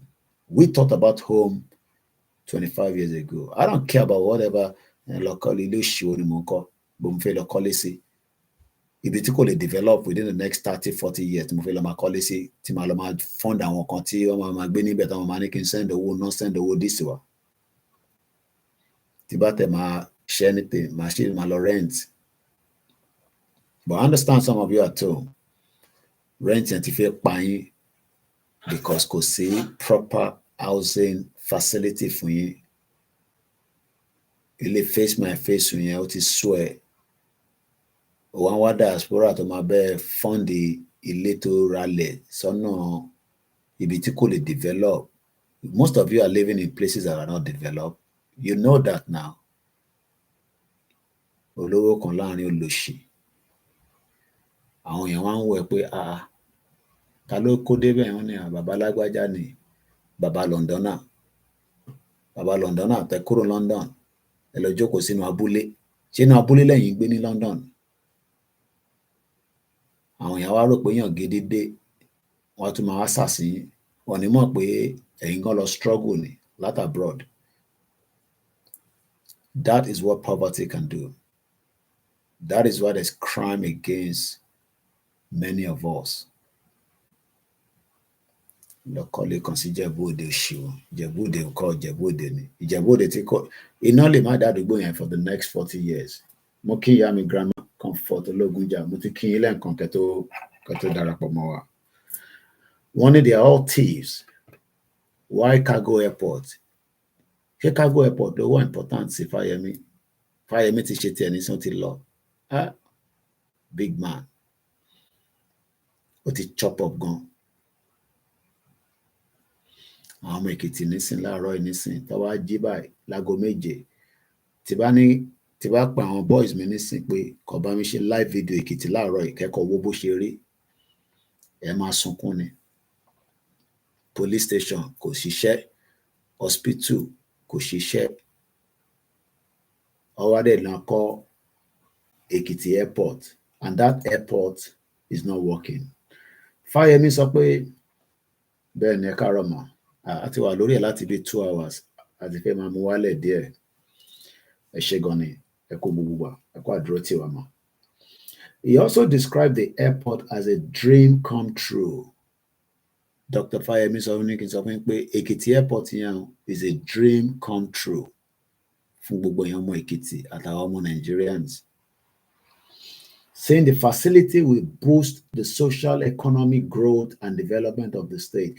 If it is working, yeah, I mean, iṣẹ́ kó yẹ kó serve náà nìyẹn, social economic growth and development of the state. But ó fẹ́ develop state, ṣe títì gan tó máa gbé ẹrù láti inú oko wá sínú airport. Ṣé rí pé they are liars, because if you're going to move goods, bá ṣe sọ fún yín pé ní Turkey jẹ́ kó yé wa pé àwọn máa bíìtì Hong Kong airport by 500,000, if not even 500, almost 1 million extra ton, because wọ́n jẹ́ kó yé wa pé currently the largest global cargo movement is in Hong Kong airport with a volume slightly more than 4.5 million tons. The Istanbul new airport will have a capacity of 5.5 million tons by the time tí gbogbo phase yẹn bá ṣiṣẹ́. Wọ́n tún wá ń jẹ́ kó yé wa pé Istanbul airport yẹn o, láti bẹ̀ o, flight tó ń gbéra láti bẹ̀ ó lọ sí 350 destination, supporting Turkey's target export growth while increasing its capability in serving the e-commerce market. Fáyẹmí náà wá ń jẹ́ kó yé yín pé cargo airport tóun ò parí o, Kóyèbánjí parí ẹ̀, òun ti ṣe ìwọ̀nba tóun lè ṣe, òun tí a ti fún structure, wọ́n dẹ̀ ti ya picture, wọ́n ti fi defraud everybody, just like bí former aviation minister bó ṣe defraud gbogbo wa, tó lọ gbé plane wá láti Ethiopia, wọ́n kùn ní green white green, wọ́n ya picture, and billions of naira ó ti jóná. Tẹ́ bá béèrè pé níbo ni Sẹ́ríkí Adé wà nísìn, ó lè wà ní Saudi Arabia nísìn. Mo kí yàwá Mojí Adésànyà káàbọ̀. And this is the lies that this politician cook every day for us, and we just accept it. Dizzy man sọ pé imagine Nigeria is not among top 10 countries in Africa with developed infrastructures. Once again, I hope you enjoy the program. If you do, it is a world-class standard, Fáyẹmí later said in a series of tweets.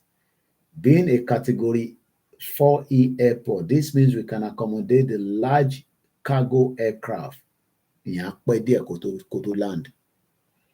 Kí cargo aircraft tó land sí Ekiti airport, á pẹ́ díẹ̀ kò lè, ìyẹn ó lè má jẹ́ generation tiwa if we continue in that trajectory. The cargo apron of 155 meter by 128 can conveniently accommodate two 747 by 400. The passenger apron 137 is all Rhetorics. Now, however, Sahara reporter gathered that the multi-billion naira airport had yet to begin operation a year after as several mini projects had not been completed at the facility. Mini project, one of them is the passenger terminal building. Also, the interior part, which includes office, a passenger lounge, and some part of the floor has not been plastered. And people need jobs. It's all lies. The runway and the adjoining road linking the airport to the express connecting the state capital has also not been. I mean, imagine they are building an airport. Kò dẹ̀ sí títì tó máa gbéyàn dé inú airport yẹn. Ó dàbí pé mo fẹ́ lọ sí Heathrow láàárọ̀ yìí nísìn. Kí mọ́tò má dẹ̀ lè dé Heathrow.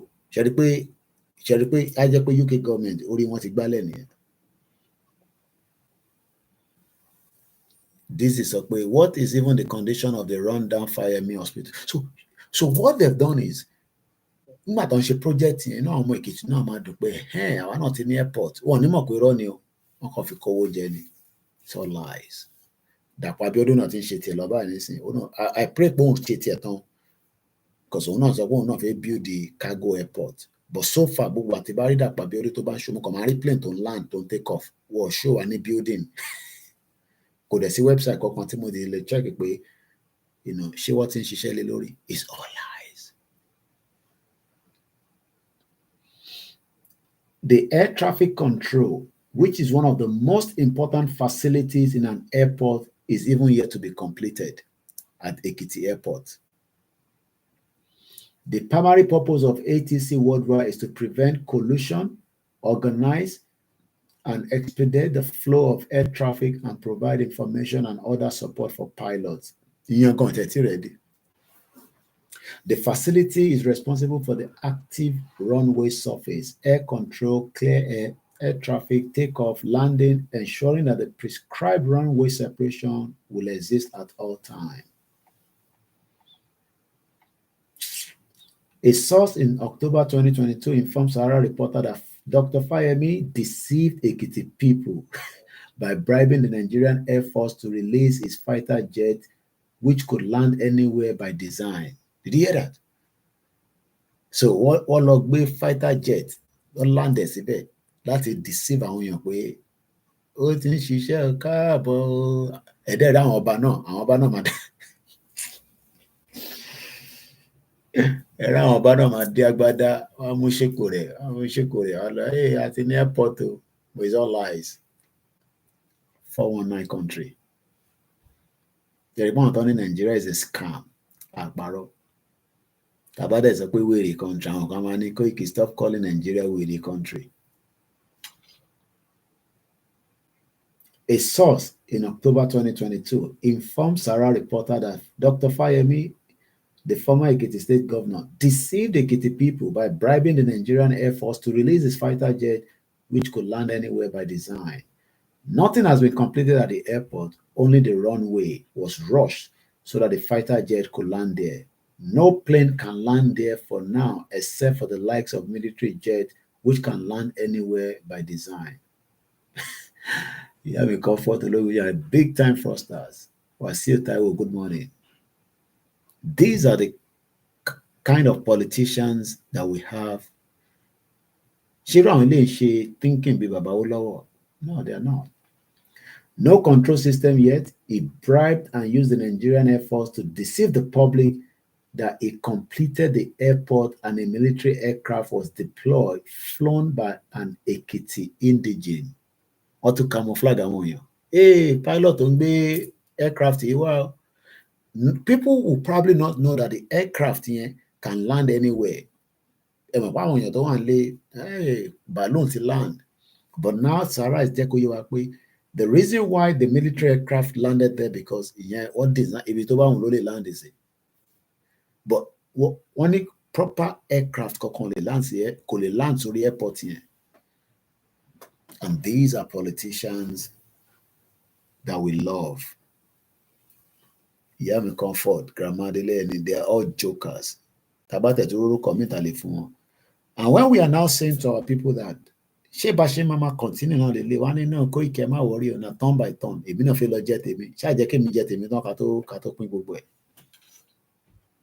all the visitors that attended the swearing in flew to Akure, from where most were ferried to Adoiti by helicopter for the ceremony. The new governor didn't attend the opening of the airport, and upon being sworn in, he froze all the state accounts. Okay, so only the new governor didn't attend the opening of the airport, and upon being sworn in, he froze all the state accounts. For now, Dr. Fayemi only inaugurated it in his name. Can you imagine? Or to inaugurate it on his name so that another person doesn't take the glory. It is nowhere near completion at all, the source had said. Effort made by Sarah reporter to reach the ex-governor by phone failed as he did not answer his call. He also did not reply to a text message sent to him. Oshima replied, "Oh, Leni." He's not going to reply. He's not going to come back to you and say, we are sorry. That project was all camouflage. That is how far we can go this morning. Thank you so much to every single one of you that have joined us. We've talked about education, we've talked about fruits, we've talked about numbers and statistics, we've talked about um, other airports, we've talked about Brazil. So, this is what we've talked about in the last 2 hours, 36 minutes. And as I leave us again this morning, I'll be spending quality time this weekend. I might not probably come out, but like I said, in the new year, there will be more of Koikimedia team that will be speaking on the Yoruba nation, and I will still be coming out as frequently as I am. But those ones will have date, time that you can watch their program for 30 minutes because it's a little lower, so cost of the data and all that. So I'm working on that modality so that we have a program that runs at least for a good number of hours and weeks. So we see how we can manage all that in the new year. But for now, Mukia Koya Falayan, I'm gonna leave us and I'm gonna go back and rest. Thank you so much. Remember to help us tell somebody about the program. Our job is to deliver it. Your job is to help us share it. Um, like I said, we're streaming on 2 YouTube channel. You can follow the 2 channel. It's still the same broadcast. You might have 2 different headlines. The reason why we are running the 2 channel now is because we want to make sure that those 2 channels can deliver what we want. We are running 3 Facebook channel, 2 Instagram. We couldn't do the Twitter space. The TikTok has been taken down till next on the 24th. Hopefully it comes back. If otherwise, doesn't matter. We're also live on the MixLR. So there's no way, allow Baba, good morning to you. So there's no way TMA miss a program me. That is if you are truly following us. Mr. Koiki, notification, maybe because you've not followed one of the platforms. Imole Muke, I saw later. Alan Conde, good morning. Mr. John Bo Muke, good morning. Babawa Kim Ayodele Mori, Muke Bomi Ogbara, Mr. Mojid Ibrahim, Ayomi Kondamiju, my brother. I'm just seeing some of your comments and our Koikimedia. Mr. Latif Olamide Adelaja Adewale, Engineer Olasukomi, Mr. Tobe Ugo, and I think that's about it. And those of you that are also watching us on the Twitter this morning, I cite you all. And as I leave us, I pray that Obeledumare will not allow anyone to take the territory that belongs to the Yoruba people. It belongs to us. It doesn't belong to the politician. It doesn't belong to any single one of them. But one thing is, in Jawati, Ani, are we ready to let it come back to us? Or we just want to remain in Nigeria and be crying our head out? Doesn't matter how much you want to pray for Nigeria. Nigeria is dead. And we Yorubas are the ones putting the oxygen to keep it alive. Udaro.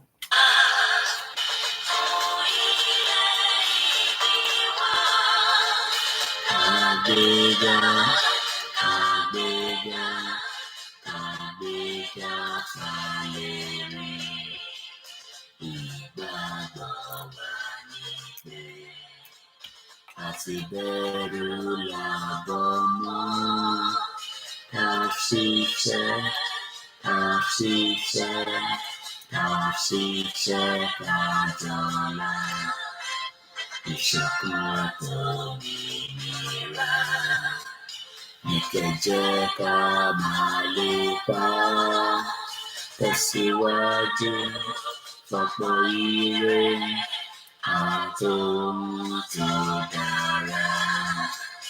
Ọmọ Oòduà dìde, bọ́ sí ipò ẹ̀tọ́ rẹ.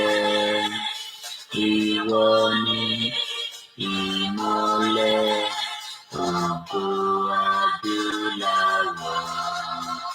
Àwa ni ìmọ́lẹ̀ ògo adúláwọ̀. Àwa ni ìmọ́lẹ̀ ògo adúláwọ̀. Shalom, shalom, shalom. Happy weekend to everyone. Enjoy the rest of the weekend. Bye for now.